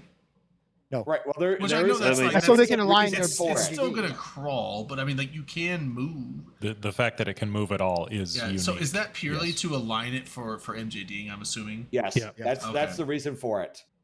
I wasn't sure. Like I assumed, there's like, some discussion about that. I thought it would be like if you needed to move, like you couldn't move, but maybe you double click the direction, your ship would just face that way, and that would cause the MJD to go. So I was, I saw the 10% move speed, which I mean, it's gonna, what's that like for a Dread? 10, like 15 ms 30, at best. Yeah, more 30 like 10. It's very slow. Yeah. Better not have somebody mess with a snake. I mean, oh yeah, with a snake it'll go 30. Whoop-de-doo. Dude, you can half the speed of a freighter. You can run away from nothing in that. That's pretty good. Well, that will mean a better line though. So whoever has that will probably have better alignment to jump. It does get the warp speed bonuses too. It gets the warp speed and warp acceleration bonus. Mm-hmm. Although also the timing of that will be interesting too, because what if they hit the timing for MJD, get off the grid or jump as far as they can, unlock siege, line, go. You can still bump them. That's the thing. It's like they might try to align for an MJD, but if you bump them with a battleship, they're gonna. Well, remember though, when you're in siege, your mass is insane, so it will be extremely hard to bump you while you're in siege. That's why if you siege and you have any velocity, the ship won't stop because it's got that insane amount of mass that just don't slow down. Ask me how I know. I'm assuming you watch the big micro videos where he popularized that strategy. No, I've bumped out a range in a Hod Dread because I didn't get stopped when I hit siege, and because you I missed got the part bumped. where I highlighted a content creator doing this for content because of how good it is. No, we got it. I'm more got it because it cost me a bunch of kills in World War B2. You mean you didn't use it as a bowling pin strategy? No, but I do remember pos bowling. I do too. I fucking love that. And you can't possible anymore. Anyway, so the other pirate dreads are getting buffs too. So, do we know what their buffs are? What they? Because I know they mentioned it. So let's go through them. So the Cayman, this is irregardless of the price changes. So the Cayman is getting a second set of fighter tubes, and can you link this? Do you have a link for this? Yeah, I've only been watching the YouTube videos of the presentations. They didn't really like put these details out. They showed the hangar base being expanded. They showed right? this. So what's the Angel Dread called? The Solathriel, the Sarathiel. Gargamel. They showed the stat line for that. Well, at least the roll bonuses and stuff. They didn't show the stat line necessarily, but. So other pirate dreads. So the Cayman is getting 2 tubes and all the and the fighter bay increase, so it can launch 2 flights. That, yeah, yep. It's also getting a EHP buff. All the pirate dreads are getting EHP buffs. They're switching some of it from shield to armor or armor to shield. Armor to shield. But it is a buff also. Yeah, it's interesting. Well, we also are going to have the surgical strike. They're supposedly talking about surgical strike changes as well. Off of that, let's bigger. Millet. Let's hold off on talking about that until after we finish pirate dreads, because that is important. Where did you link this? It was in the key. It was in the keynote or in. There was a graphic they put up during the expanded keynote thing. Yeah, during ships and modules, they went through all the stats for the buffs. Yeah. So next one, the Vehement. The Vehement is getting a straight damage buff into its damage bonus. Significant. Yes, it's going, I think, from 7.5 to 10%, or maybe even more. But yeah, it's basically they wanted to be able to do more damage than a Navy Dread, right? Because Yes, that's what they want to do. Yeah. I think it works out to be like a 50% DPS buff. It's sounds pretty right, insane. yeah. It will be the highest DPS dread in the game. I think at point blank is it that even the outdid Serpentis one? The Vehement. Right. So we're talking about the Serpentis dread. Okay. I think, and I have to check the math on this, that it will be competitive even with a fully spooled Zern at 0 for most damage. Nice. Oh, it costs more than a Zern, so. Oh, well, it does. It'll be around 35 bill. And the other change, the Chamash, the Blood Raider Dread, is getting a bonus to Capital Nosferatus. So Capital Nos and Capital Newts have a sig radius with them. So This is the biggest change. Yeah, this is awesome. So they have this, so they are not overpowered against subcaps. So they leech or they newt a lot more cap, but they're only useful against other caps because they have an 8,000 meter sig radius. The Chamash will effectively treat a Capital Nosferatu as having a sig radius of 0. Yep. Which means that a It Chamash can basically, I think we will can see new to frigate. people. Yeah. It'll do it out of a fucking cruiser or a Oh, battle I'm saying, but cruiser. it can new to frigate now, where it couldn't before. It'd be anything from frigate up. It's amazing. This is a great. You would crazy use heavy Nos. You'd use X type heavy Nosses on a Chamash, and now you use capital ones because capital ones drain more. They have longer range, and you can basically and they cost 0 cap to use. And so you can essentially cap out a cruiser in just one cycle from a capital Nos on a Shamash. And there's nothing that says you can't just go full Nos boat. You drop it onto like as a support ship, and it basically caps out and permanently caps out 4 cruisers. You could do it that way. Per cycle. I literally could cap out a cruiser in a cycle. Right. And it costs 0 cap, and it gains cap. So you don't have to constantly chug boosters to run the newts. For the NOS. Right. Well, most time, if you're trying to go for pure cap warfare, you have newts. Yeah, but this bonus is only for NOSes, right? On this Correctamundo. Yeah. And because it's still got the Blood Raider bonus to where it treats the NOS as having all the way 0 down to cap. 0. It always drains. And it will drain. It always drains. Exactly. Yeah. Yep.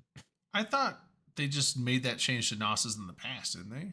To like it always drains, or is that only for Blood Raiders? Oh, it's just on the Blood Raider, just the Blood Raider ships. Yeah. Oh. Once your history lesson, Drayden. So back originally when Nosses came out, they drained no matter what.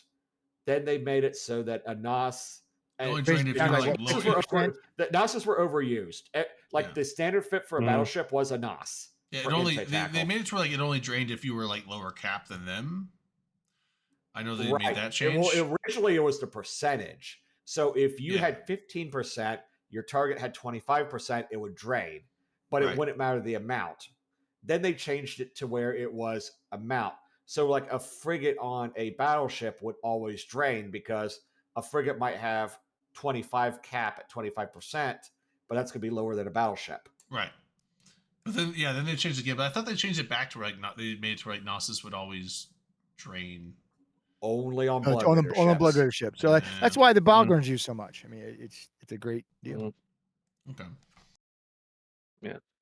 That's why I missed it going up. I think they should have gone back to the original use of it because we used it against nano gangs, right? Because that's why you put them on battleships. That's why the Dami had them on him, because you had the nano gangs. I think it should have always drained because the thing is like Nosses don't drain as much as a newt, but it does give you some cap back, but it doesn't drain anywhere near as much. So if you use a newt, you're just sucking them dry. You're using your own cap to drain more of their cap. Whereas a Nos is like you're basically draining their cap. Why do you like newts so much better? Back, but the thing is like the Nosses don't drain anywhere near as much as a newt, but you get cap in return. So it's basically. Do you like the newts better then? I think if you're just trying to drain someone dry, newts are more effective. But I think Nosses are good for like just being cap stable and still causing. That's why like when you fly a curse, you usually put like 3 newts and like a Nos on there, right? Or I know you put 5 sometimes, but it's like you're putting more newts because you just want to drain them dry, but you do put some nosses on there to get some cap back type of thing. So I think I don't know. That's my thought. Well, if you think about it differently, a newt is basically a deleter or disruptor. Yeah, but it costs you It's cap designed to delete specifically. more of their cap. Yeah, so it still costs you yes. cap. But whereas like a nos is like you're gaining cap by draining stealing. their cap. You're stealing. Yeah, you're stealing their cap. But the thing is, like, you're not draining anywhere near as much, but you're getting some back, so you can supplement your own cap usage. So I think that only Blood Raider should always ships work. have the only Blood Raider ships have the bonus, which increases the amount of cap they can steal as well. Okay. So you can actually fit. It's also a flat bonus. You can fit different Blood Raider ships with different types and sizes of modules, and they will actually have more bonus capability to steal, plus the bonus that allows them to keep doing it to you, even if the target is empty. That actually has some advantages. Sometimes you can combine the two, which a lot of people are like, oh no, don't do that because we don't do mixed weapons. If you do both together, you can keep a cap and a NOS combo running, because the NOS will be stealing cap for a certain point and charging up your newts, and you'll basically be able to suppress somebody. So the original essentially is you put a NOS on like a claymore to recharge your own cap, and you you use your neutralizers on Logi. One of the reasons for the initial change was it was a feature that was broken, because you could steal, you could NOS a rock, you could NOS a can, and get cap back for whatever the value of the NOS was. And so it was a broken mechanic, and that's why they had to fix it. So when they fixed it, they said, well, why don't we do this? And then eventually they added a Blood Raider lore in there, which I thought was cool. So when they brought it back to that, I was like, okay, well, at least they fixed it. So to some degree. Well, back in the day, every single battleship had a NOS on it. I agree 100%. Yeah, I remember that. Yeah. Real quick, so we gotta move on because we're an hour and a half in, and we still have a lot to talk about the new things. So we've touched on the new ships, but so with the freelance thing, do we want to hit the freelance stuff? I love that idea. I think it's cool, but it's not my cup of tea. It's mine. Being a corp CEO, it's my cup of tea. I'm gonna love it. It's gonna be a huge recruiting tool. It's gonna be able to get things for my builds that our guys are doing when we don't want to go across the universe or have to wormhole trip for a day or all that kind of stuff. I can have guys, that kind of stuff. It's gonna be great for alliances who want to recruit and recruit corporations if they do it to that kind of level too. I think the freelance thing's gonna be cool. I know some people are thinking it's gonna circumvent some stuff. I don't think so. I just think it's going to really help out, especially if they give us, and I mentioned this last week, if they give us the ESI endpoints, which they talked about, right? ESI. So they give us the ESI endpoints. That's really going to help out. It's going to help out for those that are recruiters, for those that are CEOs of either alliances or corporations. I'm so excited about this. This is the one thing out of everything that's got me the most excited out of everything. I think it'll be solid, and I wonder, like, I don't run corporations, but I understand that I love the fact that this will be used for honest reasons to promote, just benefits for the corp, and then also giving players opportunity, not just new players, but I liked the fact that they added a thing where you can add like an age restriction, like, only players that are like this old or younger can do it, so you can incentivize new players. And he was talking about using it as a recruiting tool. Like, that idea sounds great. Now, whether or not that's how it actually goes into practice, I don't know. But the one thing I'm wondering about this, so you have courier contracts, right? So you buy objects, you put them in a package for a courier contract, someone picks them up and they will jump for them out there, then maybe there's collateral and stuff. But if you could just avoid all that together, you're just like, hey, here's a freelance project to bring me, like, and it could be open to anyone, not just in your corp, but like open to anyone. Like, hey, we have a free port here, and like, bring us this many ships and these fittings for it, and drop them off here. So now the shipper doesn't have to worry about putting up collateral or any of that stuff. They just like, hey, if I can get shit there, I'll get paid, and they drop it off, they get paid. So that's the honest way to use it, and it's like that sounds really cool because now you can start getting away from these like courier contracts that could be a bait and switch sometimes, for both sides, you know, the transporter and the orderer. But also, I wonder it could also be used as a bait of like, oh hey, yeah, transport the stuff here, and we'll pay you money, and you're now sitting there waiting, with a trap ready to Well, catch there's the already dude trying talks to bring about the stuff in, you know. So yeah. There was already talk about using it for ganking or creating gank yeah, campaigns against particular opponents. So that's why there's been some raised questions about certain restrictions or capabilities, or basically marking saying, "Oh, this is a combat-based yeah. I mean, contract." and I like the fact Well, that it can be used both ways because now it's like, yeah, it's like you can use it as PvP where it's like, oh, we're gonna put this thing up and that's gonna bait people to try and transport stuff in here, and we're gonna catch the people trying to transport in there because now we don't have to worry about the collateral or anything like that. It's like there's gonna be people without us having to put any money up front because as long as they don't deliver it, we don't have to pay them any money. So we catch them on their way here and kill them with all this stuff that we need, and maybe half of it drops in loot. And so it's like I could see this like a potential bait PvP situation, but also a legitimate like, hey, we need this stuff, bring it out here for if you want to get paid. Right, but it's also Well, that's it's how a bunch of but that dynamic works stuff. for but okay, looking for a recruiting standpoint for a new player or for a corp, it works both ways because you're going to be gaining trust from both sides, right? So if if I put up, let's say I don't need Freeport a structure, let's just say I'm going to use just an NPC structure somewhere. It doesn't even if I don't use low sec or even high sec, and I say I just bring it here, and you take all that stuff out. If the first time I get ganked, I'm just never going to go to that guy again. I'm never going to pull a contract from him. I'm never going to do whatever, right? You could do that with mission running because remember the mission running hubs for back in the day. I mean, we all knew where those were, and people got ganked in those too. I mean, it's a no-win situation when you have a sandbox, no matter what. You eventually you got to build trust with people, and people talk when they start going, hey, I go with this group because they don't screw me over, right? I have So this what like I but think you're 100% right though, because like imagine if like I don't know, let's say it was somebody like Code, who's the ganking group Code? I want to say like yeah, imagine if Code. yeah, imagine if like they were doing this and they're like, we're only gonna invite people like only under 7 days old to do this, right? Word's gonna get around, and then what's gonna stop anyone from like making an alt to like counter gank, right? Like, oh, you're doing all these contracts like scam new bros or whatever, whatever excuse may be, but now you have to fight actual legit players who are just making new accounts and stuff like that, So yeah. I think But like it's there also is like counterplay to it that I think would be really fun. I was excited about freelance I at will first. somewhat disagree with what Ray was saying. Is I know CCP has a official policy on not griefing rookies, so I think if someone were doing that to deliberately set Yeah, people up to be ganked, they would probably step in. that too, but like I don't want to rely on CCP for some of this stuff, So I can see well, here's players a taking it in their own hands. Except this time is well, it's here's the newbie's choice. They're not if they choose to involve themselves, the onus is on them, not somebody going into their area ganking them. Right. So I don't think CCP will get well, involved because they don't have to choose these freelance missions. They're Right. choosing to.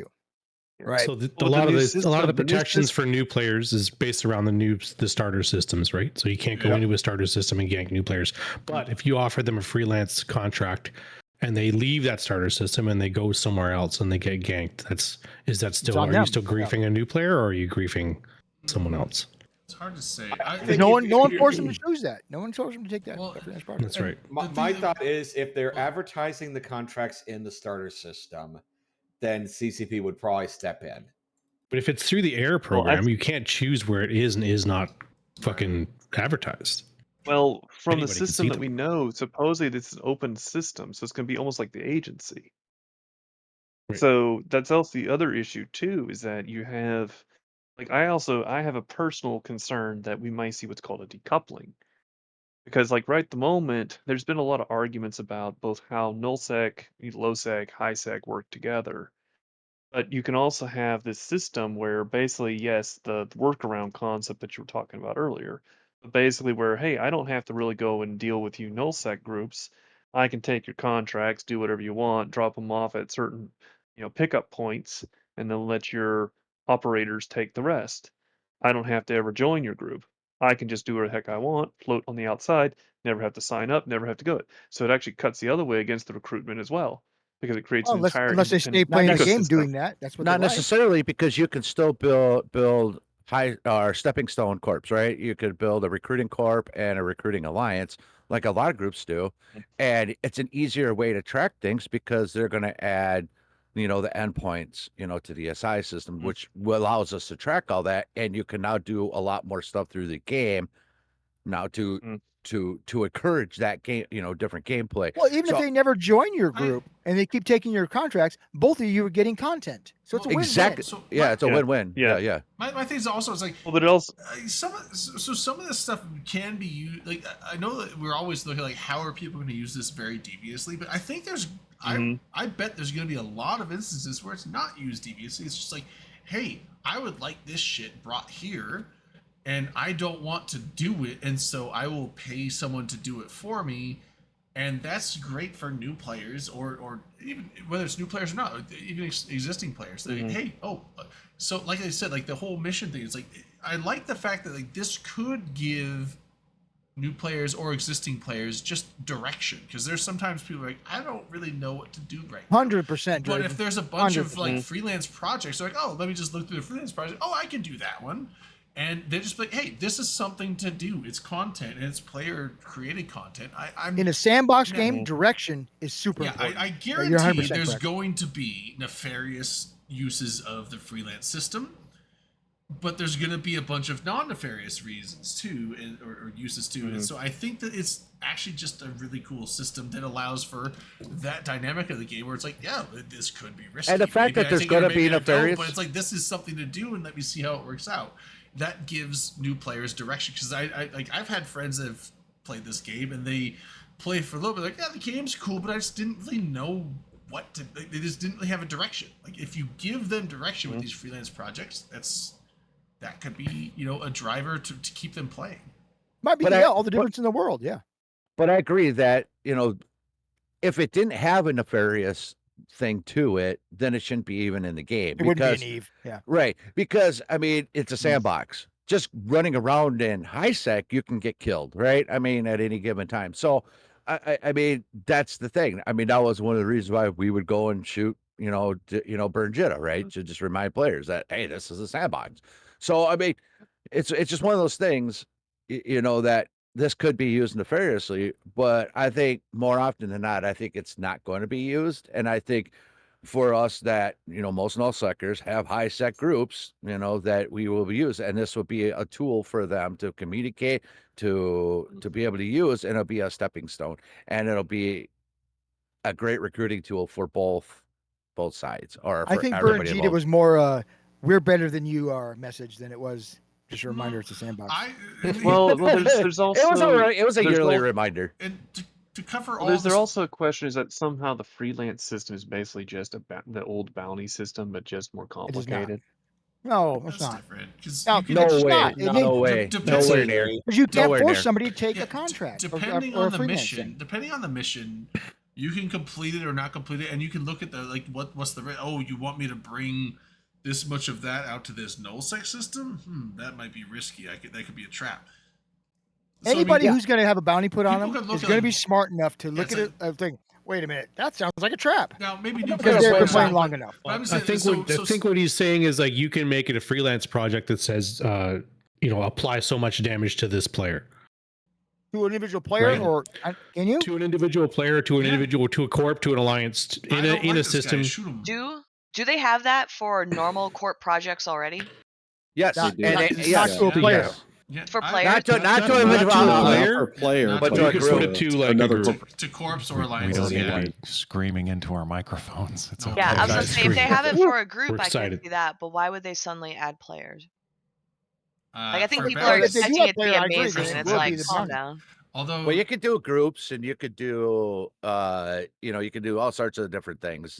You could set up for groups. You could set it up for individual corps. You could set it up for alliances. You could set up for blues. You could set it up for red. You can set up all sorts of different ways. So for applying damage, even for applying reps, for doing it's.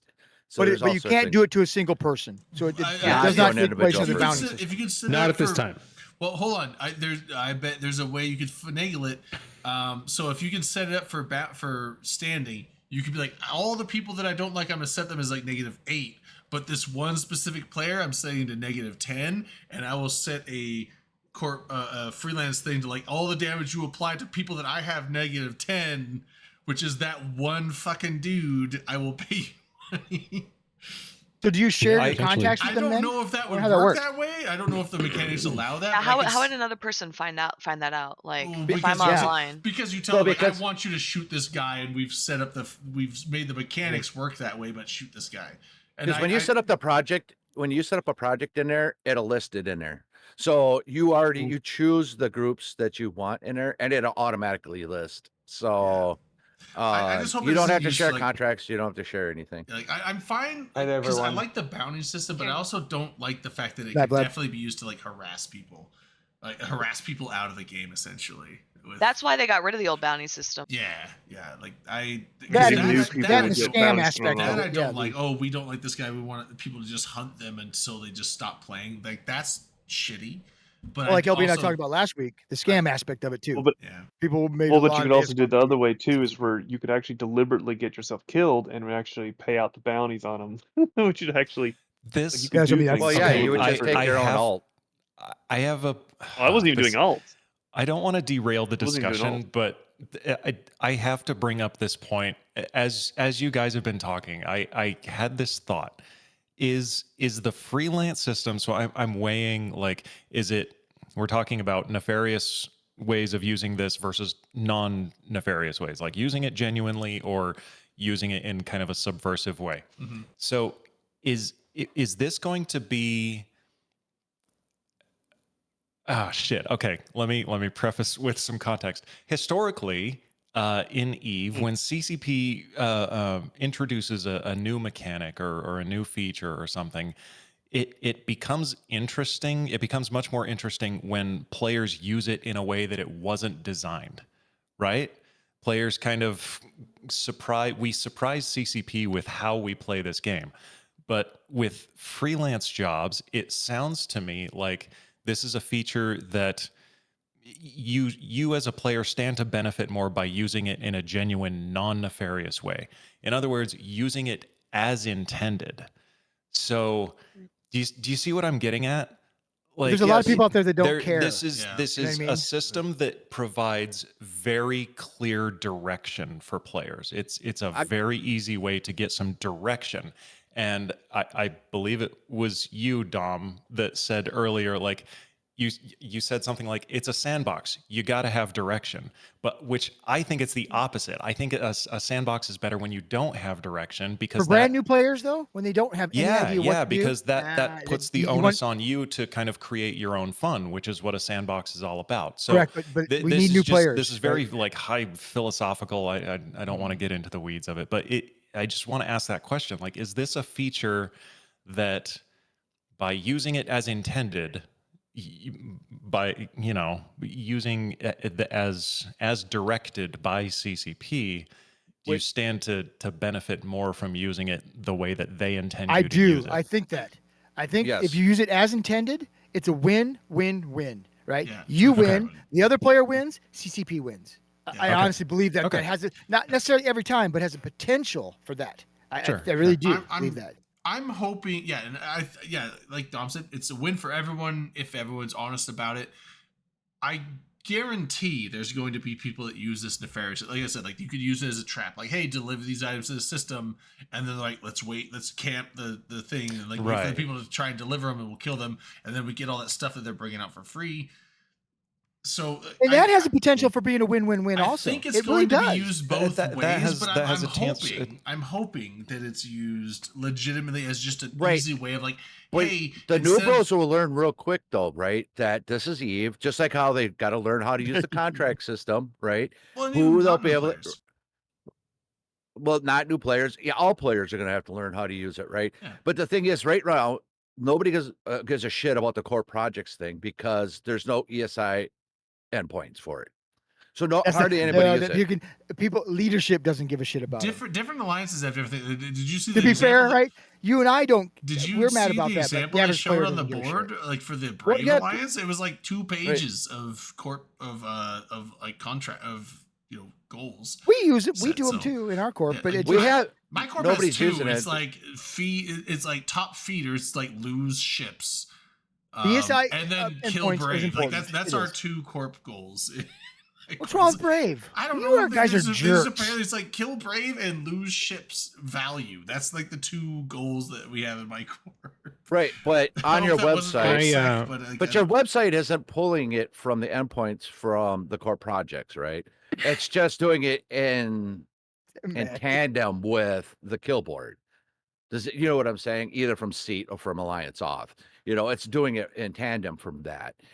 So it's not. It's not the same thing. It's not pulling it from your core projects thing. So, because right now, core projects has no API pull. But they're fixing that. Right, they're going to fix That's that. not on the 27th. That is the later one. They said that is one of the ones they said will be later. As they add that, that's going to become a bigger and bigger feature, I think. So maybe.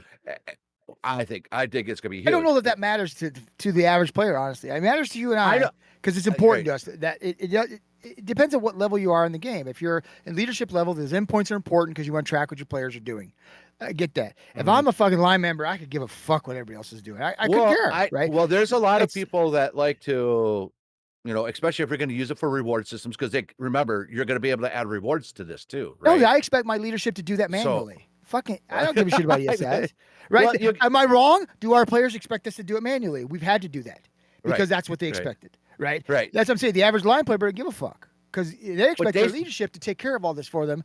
The leadership aspect, yes, ESI endpoints, super important and will help it will benefit the game. I 100% agree with that.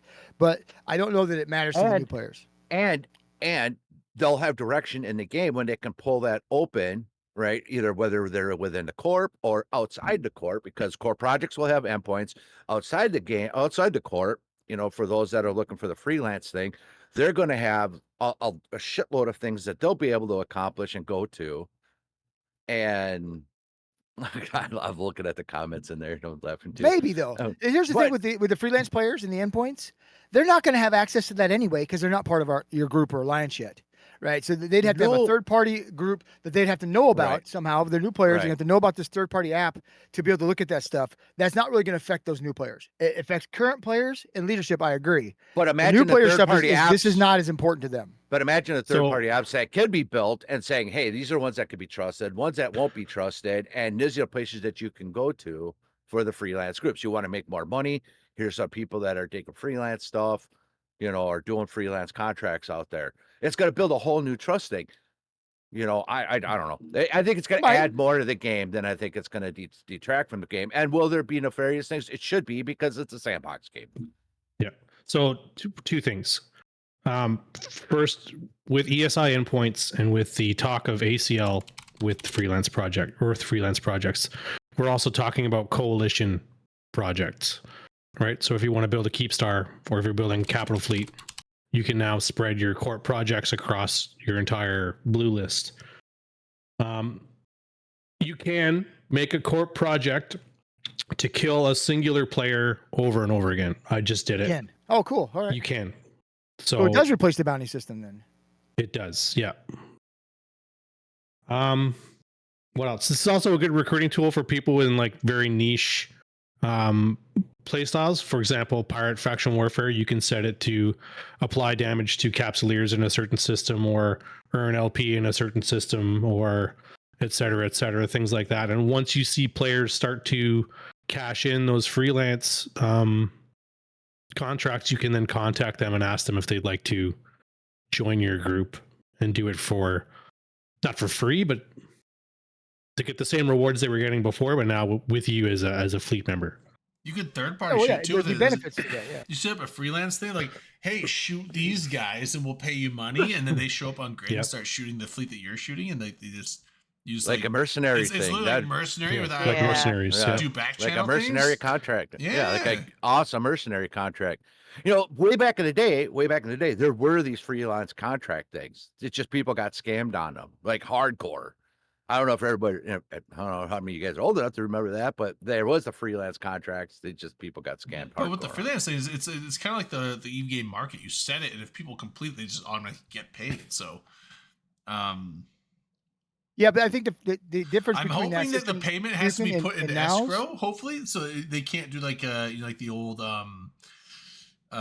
what was that one scammer? It's like, oh, that's my point I was gonna make. Yeah, it's like, so I hope that like, oh, we're gonna put this much reward out for this freelance, that the money gets taken out of the corp or alliance wallet or whatever it is, as a escrow, just so that it's there and available. Because that would kind of be shitty if someone's like, oh, I did this task. It's like, oh, you should be paid out, but oh, we're out of money, so canceled. That would be kind of fun. So when you create a corp project, any reward that you put into it, it automatically takes it out of your operation wallet. So it's like, so I'm assuming the freelance will do the same. Okay, yeah. So it's like an escrow thing. Cool.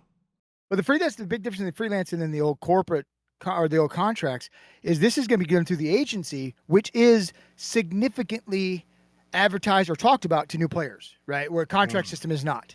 So this is the benefit, or the benefit to this, where the old system is they'll be able to know about it much earlier and more extensively. So that's a positive thing. I like it. We'll see. Radicos. November said I'm still on the team for the AT coming up. Is that true? Water boy. I want confirmation. Yeah, yo. Oh, he said yo. I thought that was a yes. I was like, make him water boy. I mean, I do have my reservations because we've already hearing a lot about them trying to put, even at the FanFest, they were trying to talk to the devs about putting guardrails in. Which some guardrails. I agree. Yeah, that's going to be the interesting I thought question. the list they listed was way more constrictive than the original, like the Friday talk sounded neat. Saturday came around, they listed like what you're going to be able to, kind of contracts you'll be able to do in the freelance. I thought it was a way more restrictive than I anticipated it being. Mm-hmm. That kind of disappointed me a little bit, but all right, we'll see. Also, Radicos kept telling everyone get in there for a fucking plug and play picture. We just could not for the life of us get together for a single photo. How many of you guys were there? Quite a bit. Insidious was there. I was there. November was there. Tank. Tank was there. Percival was there. So that picture I sent Radicos with me, Tank, and I don't know who the other one was. I knew his name. Wait, what's Perk's full name? Perk. Was that Perk? Percival. Oh, yeah, I meant M Stricker. Oh, it was M Stricker. Yeah, so M. Okay, Percival. I don't know him. Okay. Well, no, the one I was in the picture. There's a picture I made a picture of. It was me, Tank, and someone. I don't know if that Percival. was Okay. Percival or M Stricker. I think it was Percival, maybe. It's not M Stricker. I remember. Hi, Radicals. Yeah, I don't think it was M Stricker. I think I saw a picture. I actually don't know if I saw M Stricker the whole time. Unfortunately, I did. I met Cosmo and M Stricker. Super chill dudes. Yeah. There are a lot of PL dudes there, but I don't recognize any of them. Because you don't play the game anymore. I mean, I do. That's being mean. Being mean.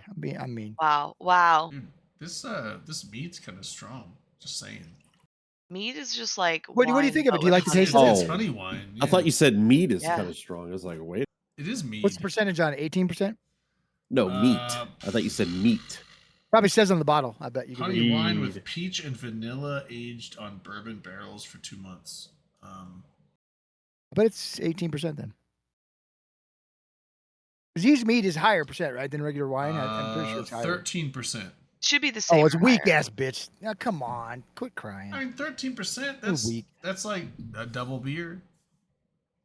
It's weak for liquor, but it's pretty strong for beer. I don't know what wine is. I don't drink wine.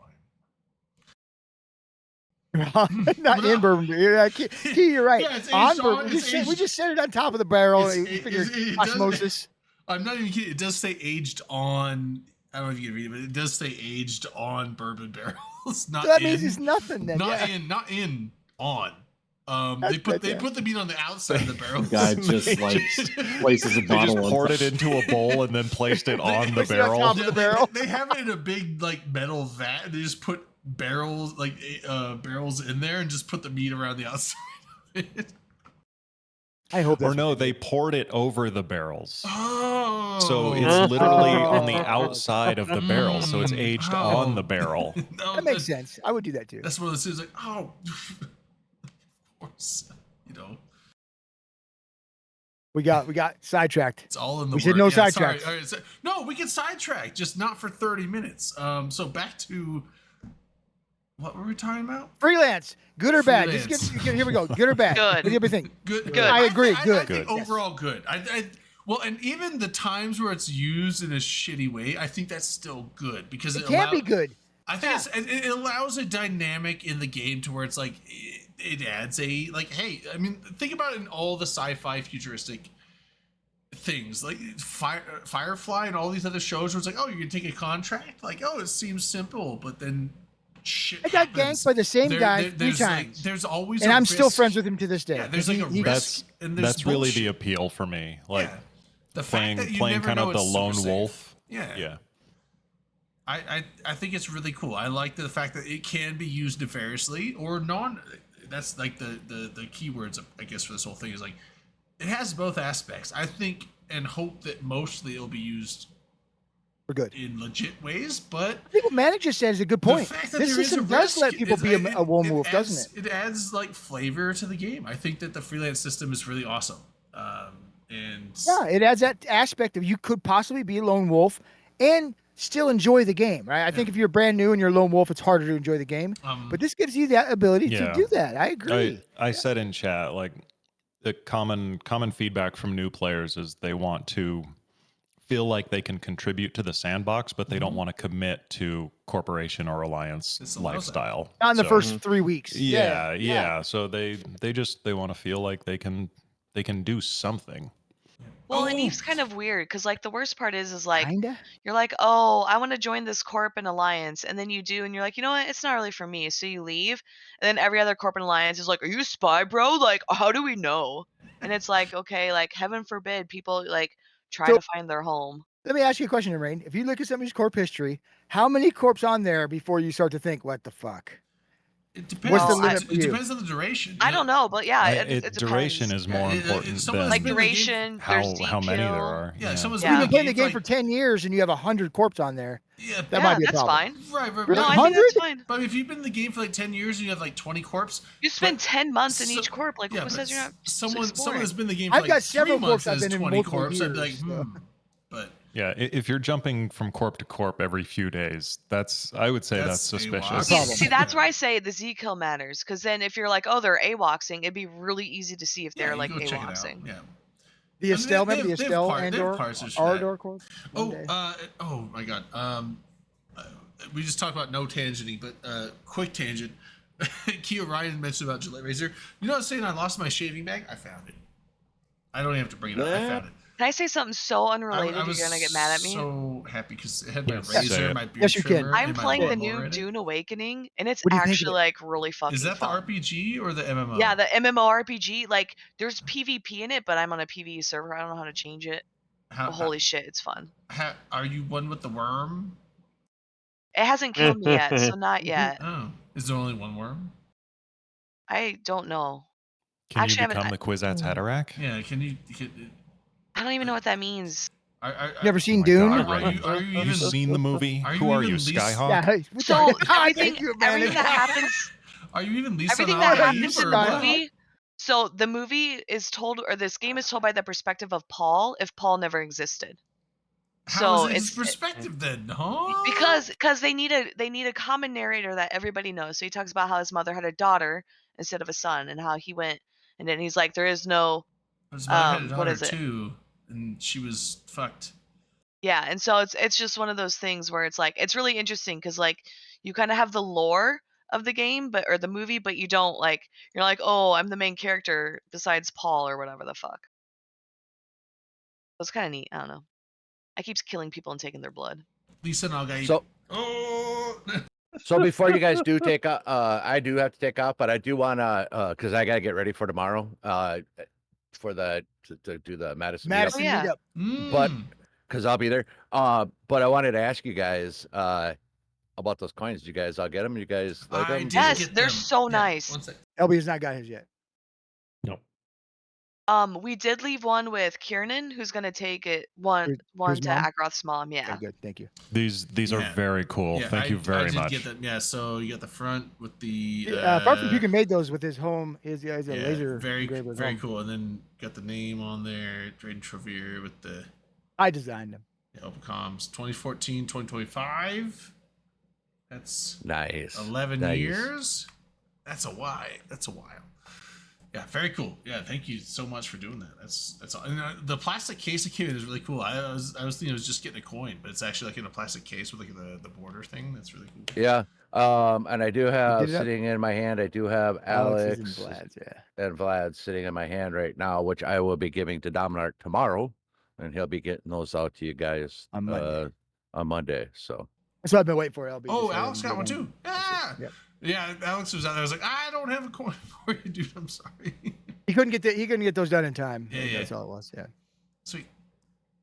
Yeah, thank you, Puka. I do appreciate it. Alex, A lot of work. Alex was Thank you like, so much. Drayden, can I get my coin? And Drayden was Well, like, and you it's- don't get a well- fucking coin. You gotta earn it. You gotta earn that fucking Yeah. coin. Yeah, he was like, so do I get a coin? I was just like, He You're like, slapped me right on the How, ass. how just dare give a you fucking speak coin. to me?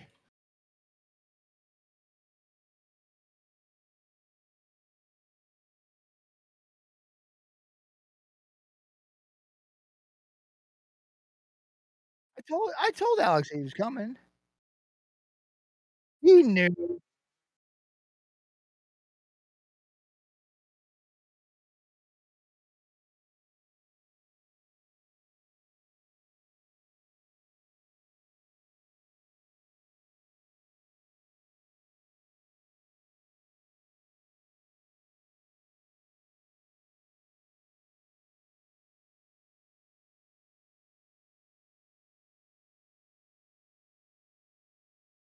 I don't know. I can hear you. You're muted on stream. no, oh, my bad. My second thumb button is apparently mic mute, Hey, symbiotes.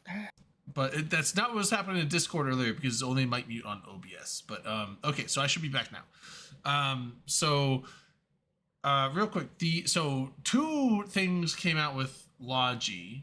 There was a whole the kill mails with Logi. There was a whole kill mail presentation. I didn't catch it in person, but I did watch the VOD of it. There was a whole lot of technical talk about it that just was over my head as far as like data and how it's interpreted.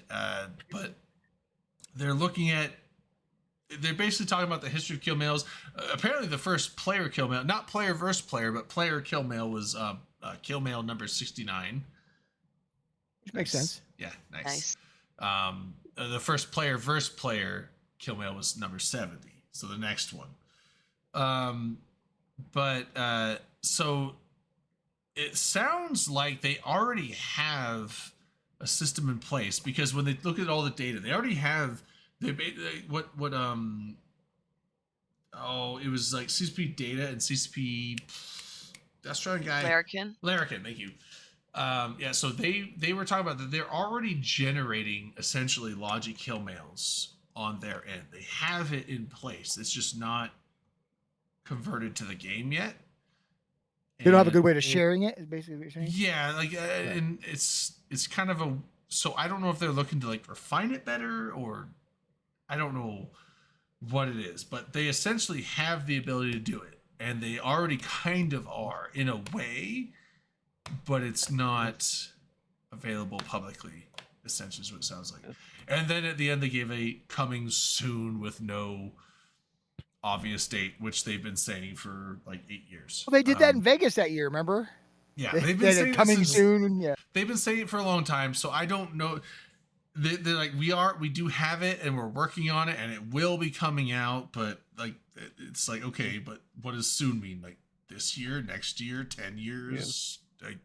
Like, Drayden, there's actually At this point, I'm just like, There's I'll actually an believe it op- when I see it type of thing. I'm kind of tired of like getting my hopes up. So There's actually a very interesting thing tied into this kind of stuff. I actually had the CSM talk about this because with them changing our ship hulls, because they're going to change the ship hulls for many of the ships, and this is after we had gotten the Skinner system. There was some discussion about what CCP would do.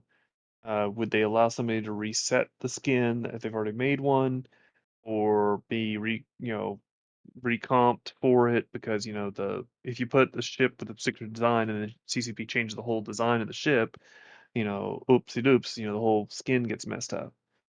It's kind of the same problem we had when the Rifters were first done. That was before Skinner even existed. Um, but yeah, that is an interesting thing too, is because like there's a lot of these little weird things they're doing that some of them kind of sound pretty cool, and I hope they work through. But there's some stuff that's like maybe there needs to be a little bit looking over it because I'm pretty sure they're going to start changing all the other models as well for a lot of the ships, and that's going to probably screw a lot of people's things. well, I mean, maybe. The other thing with the Logi though that I saw, I feel like this was like a really minor thing, but I saw it as like a really big thing. Each of the Tech 2 Logis are getting a bonus, a specific bonus to themselves, right? So the Executor is now going to get I'm trying to remember the numbers off the top of my head, but I think it was a 25% reduction, or maybe it was 15. Might have been 15 percent reduction in armor plate mass. So like when you put armor plates on the Executor, it gets a reduction in the mass that it would add to the ship. So basically, you're going to make it faster. Is that for the Oneros also, or just the Executor? No, or Orneros. Sorry, the Orneros, not the Executor. Okay, just the Logic. Yeah, these are Tech 2 Logic. Yeah, sorry. So the Orneros is getting that, and then the Scimitar is getting I think it was 50% reduction in mass for armor plates on the Oneros, and I think it was 25% reduction in sig radius for shield extenders on the Scimitar. So smaller sig radius, which is really cool. And then with the Guardian, it was a 15% bonus to armor rep. I don't know if it was value or rep cycle time. I think it was value. So I think or no, sorry. I think it was 50% bonus to armor plate armor added. So they get tankier with armor plates. And then the same with without the drawback of right. You they had an more overheat HP. bonus. Yeah. But less I don't reduction think it was to the your overheat. other The stuff, overheat right? bonus was something else. So I think they just get like Yeah, more they- HP from. No, the overheat was on a different ship. That was for all the modules, isn't it? Yeah, the overheat was on a different ship. The Guardian is getting more HP for plates, I think, and then the Basilisk, I think, is getting more HP for shield extenders or something. So basically, the tankier ones are getting tankier, and then the faster ones, the Oneros is going to be faster than it normally would be, and the Scimitar's getting a reduction in signature radius bloom from shield extenders. So that's actually really cool. So Logi, like all the Logi Tech 2 Logi ships are getting a really cool, unique boost for each of them. And then there's a thing where like armor, remote armor reps are getting a bonus on I think it was like with T3s, T3 cruisers. I can't remember. And that's just not no. It's all Logi ships. Oh. Difference though is that they were tinkering with some of the stats, but you actually get all remote rep systems get they can be overheated. Then with the T3Cs with their special skills, that means that you can flex that, because initially you couldn't overheat them. So they've done some adjustments to those, which is going to be interesting, particularly with the newer ships they're playing with. They've got some interesting bonuses that are based all around that. Yeah, so I was stoked. I was like, I love Logi. I love the fact that Logi are getting a little bit of a buff all around. At least a T2. And then T3s. No, it's important. I think these are good moves. These are not like breaking anything. These are things that probably should have happened a while ago. These are good moves. They're thinking about stuff and doing it. Yo, Right. there's something wild happening outside my house. So earlier, like an hour ago, I heard police sirens, which is weird in a small town. Now there's like a helicopter circling, dude, and the only helicopter we have in town is Life Flight. So either somebody's having a severe medical emergency where they can't be reached, or something crazy is happening. Damn. State troopers have got a helicopter. Last time I had a chopper flying over my place, there was apparently a Murderer. person from my apartment complex running around trying to stab people. Oh, you got dodged a bullet. I No, he dodged dodged a knife. I dodged a knife. I was How many of us said that? How many of us said that? Oh, I thought it was safe with Vlad. You know, I dodged it because I was out watching the when they brought the Lord of the Rings extended editions into theaters. I was watching one of those, and I came in like way after the event had happened, and there was like police, like there was like 50 police cars like in my apartment complex all over the place. I'm like, holy shit, did someone die? And it's like, maybe someone got rushed to the hospital for like life-threatening bleeding, and then there was someone they caught him at the strip club. Imagine that. For cause like they called the strip. You could look at the police things where it's like they called the strip club for causing mayhem. So unfortunately, he went to the strip club after he stabbed someone, and then like probably got gropey or something. I don't know. It's like I used to love going to the fucking strip club with the EMS, where you go in there, oh, make way for the paramedics, and next on stage is Candy. Would not stop the fucking show. Jesus and Christ, go there. dude. I did it like 3 or 4 times. Oh, so yeah, so we got this picture with this is the Akaroth picture. So at the monument, we got all the swag on there. Oh, and can you send that to me when you get a chance? DM it. Thank you. I appreciate it. Chain that Alex brought. We had the coin. We had 2 keychains Alex brought. We had the coin. Rain brought a Red's Wicked Ale. We had gave you his badge. That's awesome. So we had because he was signed in for Fanfest, so we got his badge and everything. So Mom got all this. Yeah. So Kararan was there, and he came out and he did a video, like a live stream with his mom and his sister were there on stream. And we all kind of just said some words and stuff. So kind of had like a little memorial there. I'd have been a blubbering fool. I'm bad you're crying now. It was. I struggling a little bit. I was like trying to be like but yeah, no. But we had some laughs too. Yeah, it's very nice. It wasn't all sad. Yeah, we had good memories and stuff. So yes, we got that. I'll get that picture to you. Thank you. I will not be here tomorrow. Hey, Mace. At some point. Hey, what's up? Yeah, I'll bug you. Don't worry.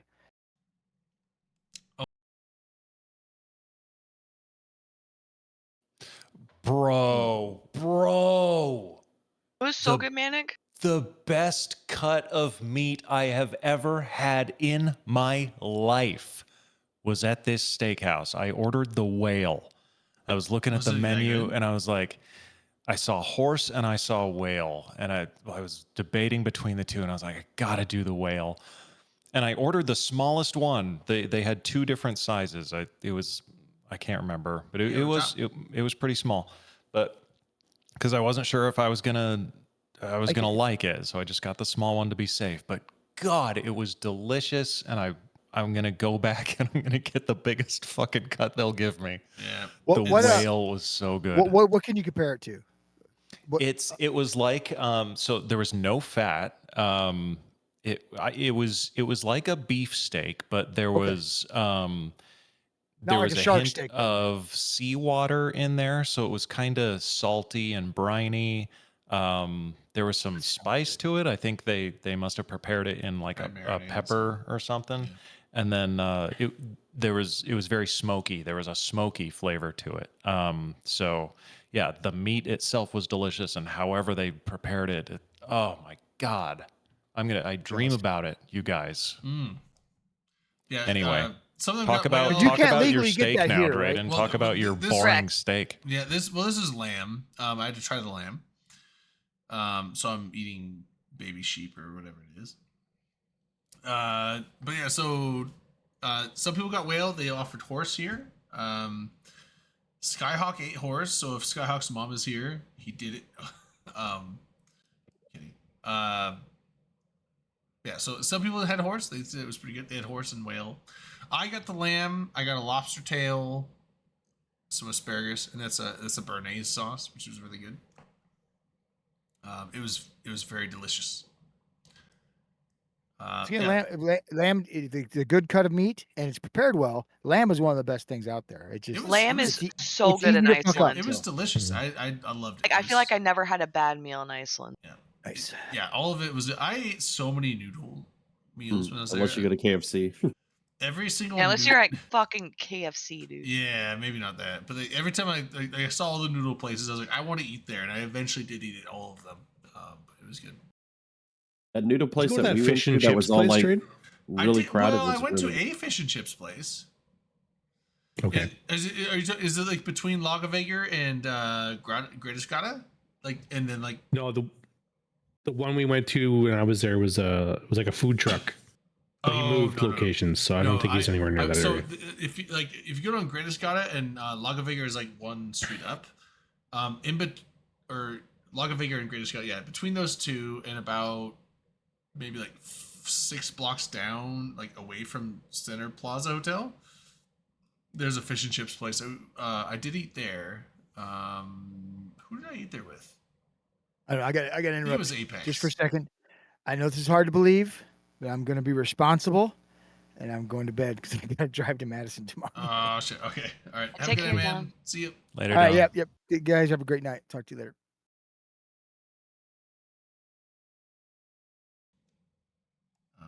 And then number 3.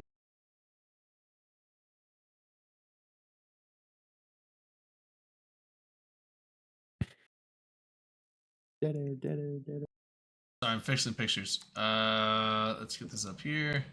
I gotta fix names real quick.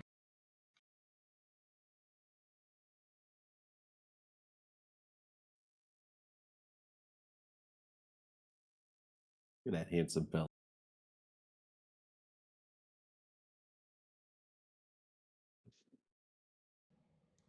All right, so this used to be Avalon, so I bet him there.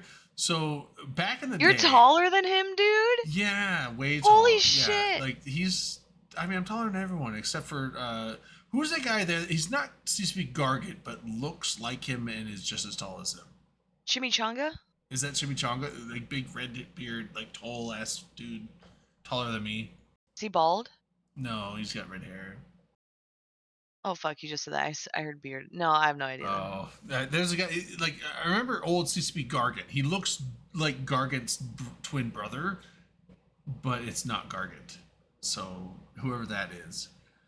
But, so, Avalon, way back in the day, when we were doing, like this is back, like, I think even pre-Brisk days, maybe, but it was, like, Dirk, me, Ray, like, we were all, like, the main Open Comps hosts. And we were like pushing to like get Avalon to Vegas. Remember all that? Like get Avalon to Vegas. The man, he was there, and I was like, holy. So I got to beat him, and then also CCB Logi Bro was there, so I got to beat him again as well. I haven't seen him in I didn't recognize him with the curly hair and the beard, but that was fun. So that's Insidious Sainthood. He was a volunteer, but also on the plug and play team as well. Yeah, I did get, Uncle Thelsar, I did get the meat open finally. I figured out it was a process. I had to figure out how to use a cork screw. I thought you just screwed it in and yanked it out, but there's it actually has a mechanism you have to use or something. I don't know, like future tech and shit.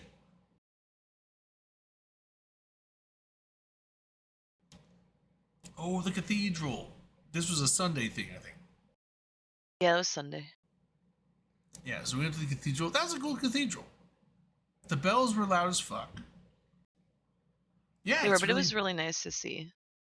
Yeah, I liked it. I tried this down there. That's why I had you get it. Yeah, so we went to the cathedral. We went up to the top. So the only thing that bugged me about this, and I think it bugged everyone else that was with us, is that so this is not just a tourist thing. It's an actual church, and this was Sunday that we were there. So people were in there for they weren't doing there wasn't a person giving a sermon. There wasn't like a service going on, but it was like people were in there for like actual church, just sitting in the pews doing their church thing. And it's like, so in the back, like we were in the way in the back. It's like, okay, we were like, off to the side, taking some pictures, like unobtrusive, trying to be, not obstructive. But you look, and there was people like going down the pews and like getting in front of people to take pictures of the organs and stuff. And it's just like, dude, that's not cool. Yeah, it was really kind of. It's like there's people actually in here for like church, like doing their Sunday church thing, and you're all like literally getting in front of them in their way to be like take tourist photos, like have a little bit of respect type of thing, like take some pictures from the side, like out of people's way. But some people didn't give a shit apparently. I noticed something similar, not that egregious, but Lace and I did the Sky Lagoon one day, and pretty much the entire time we were there. I mean, it's a natural hot spring, but it's a big pool, so there's a lot of people hanging out in there. We were there for about 2.5 hours, and pretty much the entire time we were there, there were some TikTok influencer types walking around in the pool. They spent the entire time taking photos and posing for each other. And I even overheard one of them. They were like being super judgy of other people in the pool. And one of them was like, "Hold on 1 minute. I don't want that old guy in the background." Wow. So they're like, they didn't want to be there. They wanted other people to know that they were there. Yeah. It's like, leave your phone in the fucking locker and just enjoy the experience. So it just it made me feel kind of gross about taking photos for the rest of the trip. I should just be here. I shouldn't be focusing on recording these memories. I should just be having the experience. I mean, my thing is it's in my opinion, it's fine taking a photo, like, oh, this is cool.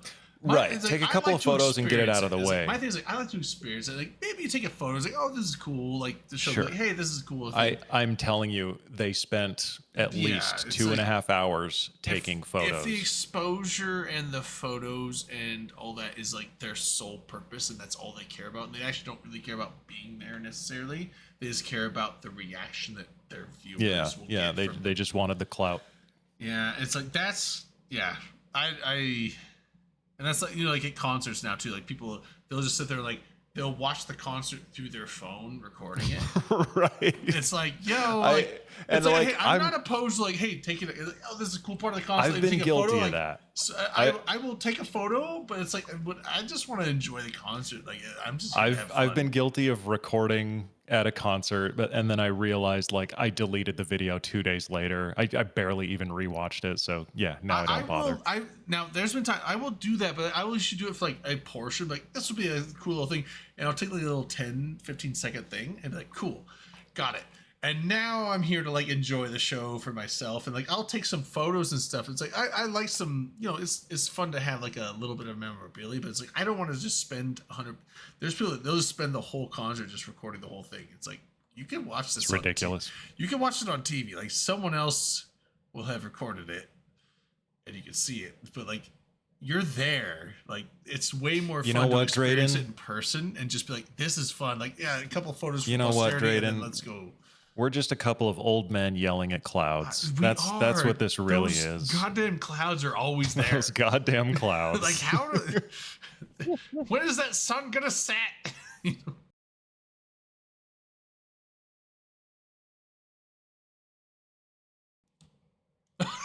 Okay.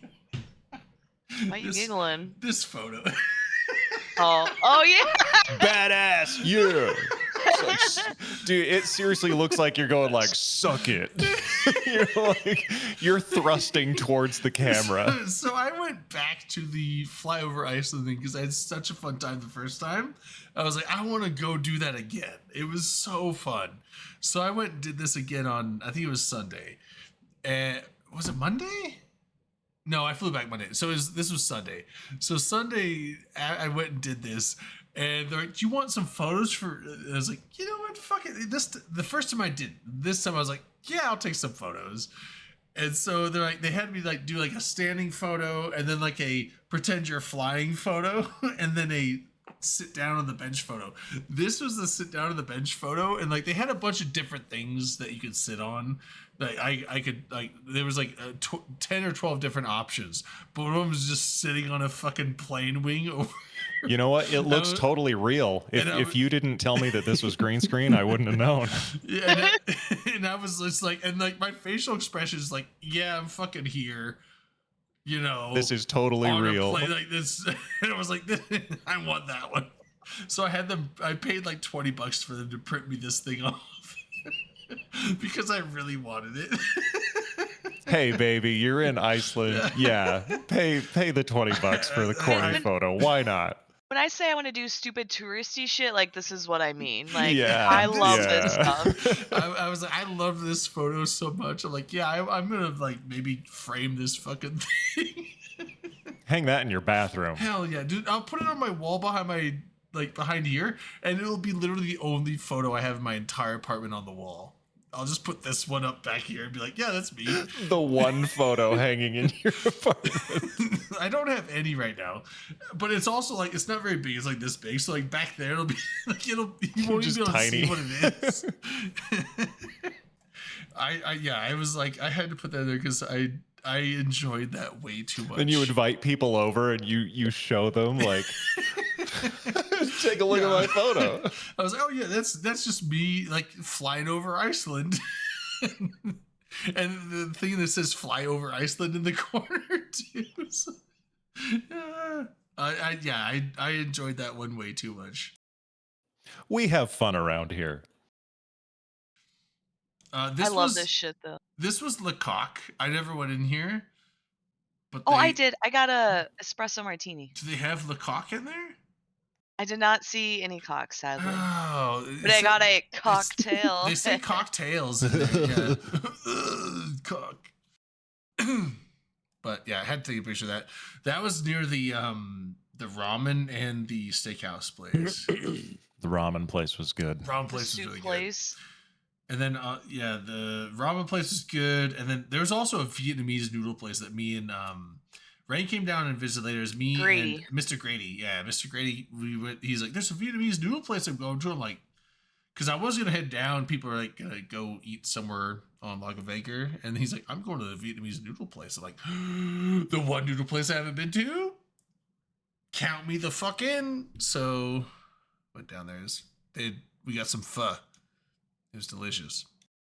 You didn't take a picture of it? I think I did. Bandry! So, the Mayday celebration.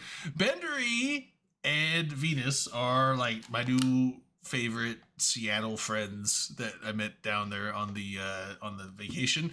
I have some pictures of us down at the beach in the rainstorm almost. Yeah, also new additions to Soup Gang. They are massive Soup fans, and I gave them both Soup Gang pins, and they were incredibly stoked about it. So, Bendery and Venus, they're at the karaoke. I don't know if you guys remember them, but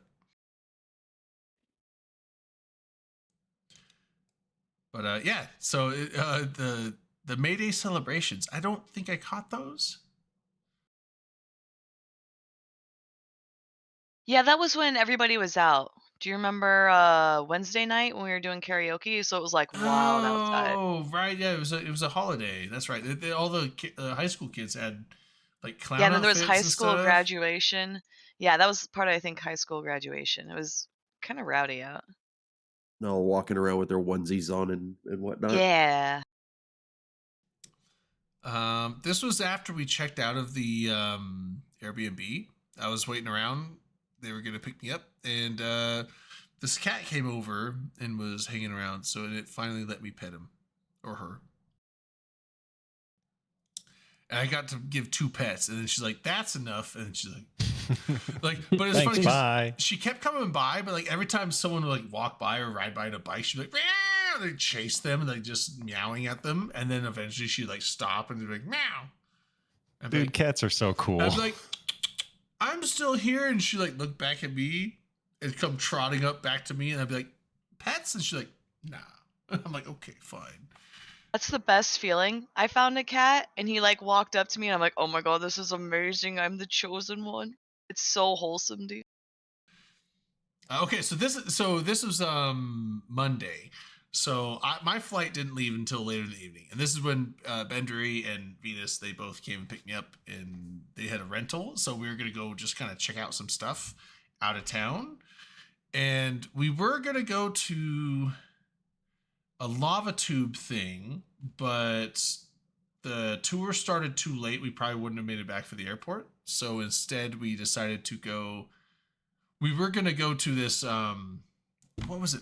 Bendery facility. It was a thing like a thing to hike up to. Oh, like a hot springs river essentially. But because it was just after winter. Yeah, the thermal river. Yeah, so the thermal river, but it was just after winter and like all the rain had been cooling down the river. So she's like, it's not even really hot. It's probably not even warm. So I would recommend not doing it at this point. So we're like, okay, well, whatever. So we had some coffee and some snacks there. But then we went down to, we were going to go to the Black Sands Beach. So that's where this was, which was down kind of like southeast of Reykjavik along the coast. And ocean was, it was like windy and rainy, and we're just like, yeah, fuck it. So we went out there, and so like the ocean was kind of cool though. We got pretty close. So that's us. So that's me, Venus, and Bendery there hanging out at the beach. 07 Drayden, you guys have fun. Yep. See you, man. Have a good night. I decided to do like some kind of Superman pose while it was heckin' windy. Dude, I fucking love this photo. Like that's album art right there. I was sitting there, I was like, we were walking back to the car, and it was like windy as fucking. I look and I saw this like berm. I was like, hold on. And I get my camera, I think it was Venus, and I was like, hey, take a picture of me. And I ran up there on the thing. I was just like putting my arm against the wind. That is, you got to drop like a Viking rock album, and that's the cover art for your album right there. Yeah, I like that picture. And then this was kind of like on the way back. So we went through Grindavik. Oh, that's the plane. So this was like one of the basically like old lava fields. We also went through the fresh lava field, like after Grindavik, like heading to Keflavik, where the the lava recent eruptions like put the lava through Grindavik and destroyed the road like several times. We went through that. There was actually a diversion, like construction diversion through the roads because they had to like repair the old road. And I didn't get any pictures. Venus did send me some. I don't have them uploaded here, but of like, so it actually like looked like really like gooey, like it looked like gooey solidified lava. It was really cool looking on the side of the road. But yeah, this is just the flight back. So this looks like it's land. This is actually just the Arctic Ocean with ice sheets over it. This is like in between Greenland and Iceland, or Greenland and Canada. So this was also over there, and I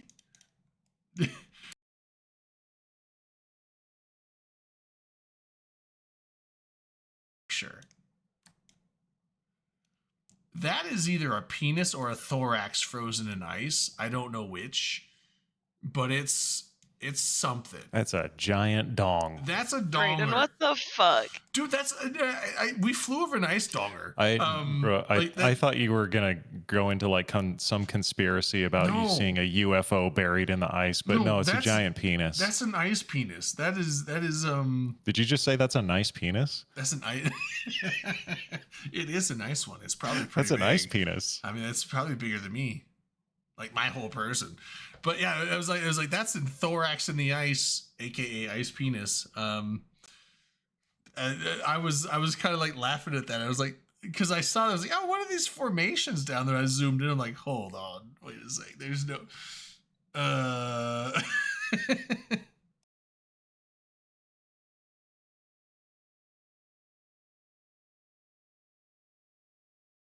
hold on. I got to picture back to regular proportions.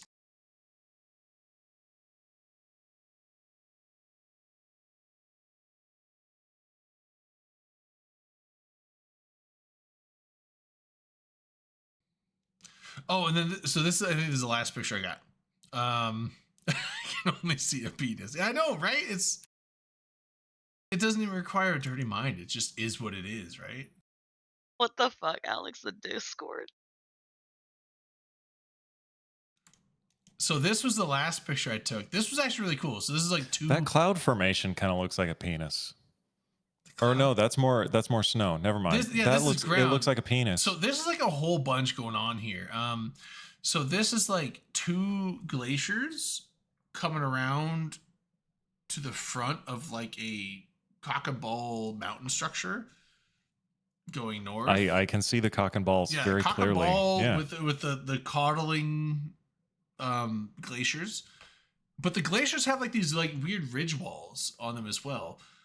I don't know. Like, dude, I was just snapping pictures, and apparently all the pictures I got are just dicks.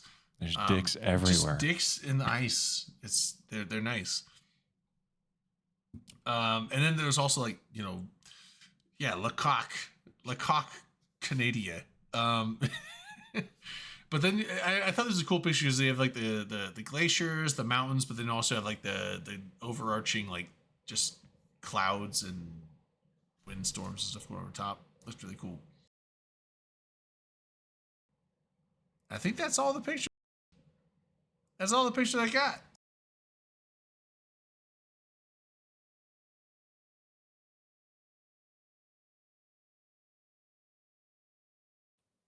Well, I'm gonna go to bed.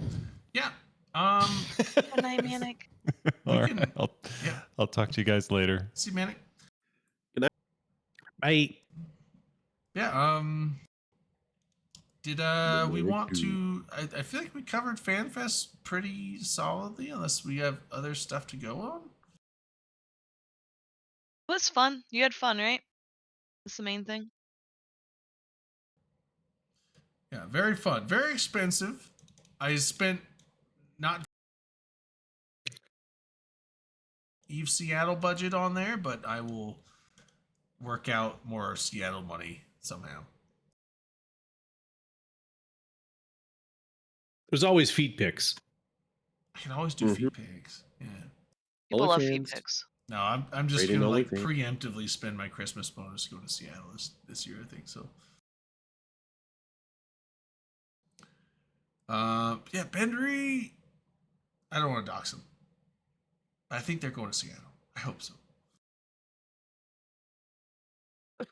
Hey, was I imagining this, or was there like they mentioned something like a gold rush mechanism or some kind of fucking thing like that they talked about very briefly in one of the things, and then never really spoke of again?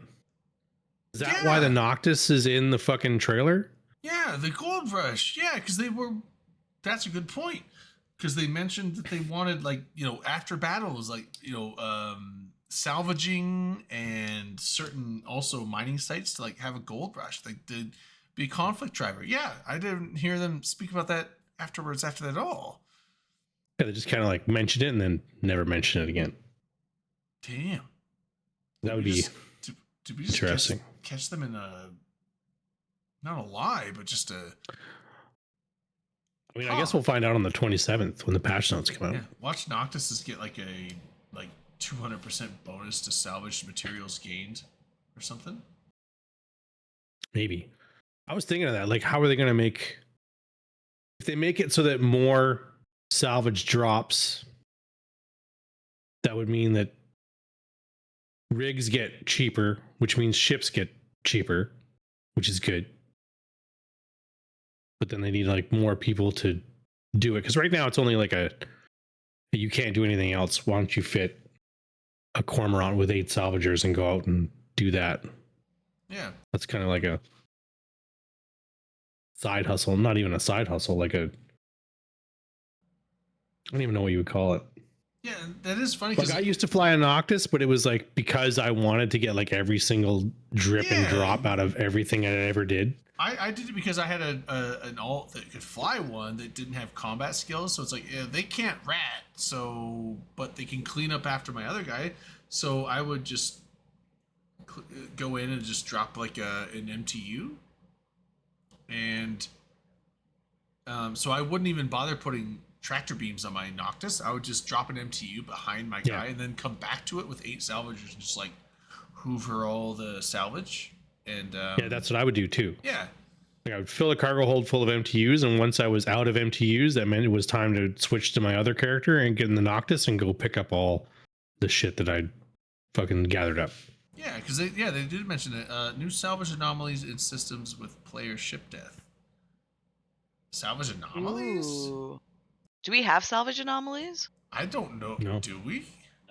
No. That's we new. don't. Everyone just ignored it. Yeah, I actually, because when they mentioned that in the salvage thing, nobody salvages, right? New guys salvage. That's it. I love salvaging, but it just doesn't. It's just not worth the time. Wormholers salvage. Yeah. They have to. Yeah, it's kind of like unless you get like an officer or like a faction spot, it's kind of like not really worth it most of the time. But I love the idea of salvaging. I actually enjoy going out and salvaging shit in an Noctis. Yeah, I do remember that on the Friday, like the keynote teaser, where they were talking about Gold Rush. I'm like, ooh, that's interesting. And then I missed the Saturday one because alcohol. Because even when you watch the trailer, like the Noctis is the first ship that you see, and you could say like, well, it's just a placeholder or whatever. It's just something to see. But normally, well, not normally, but if you could look back at other trailers, you can look at them and be like, oh, that meant this and this meant that, and there's actually like meaning to the trailers. Yeah, they had all the just... like the ship remodels. You're right. Yeah. Like, anytime they showed a cruiser, it was one of the ones that were getting remodeled. Yeah. Oh, the new models look really good. The new Sacrilege looks sexy as fuck. I mean, all of them look good, but like the Sacrilege, I think is like. I'll put a ring on it. I'll put a ring on it.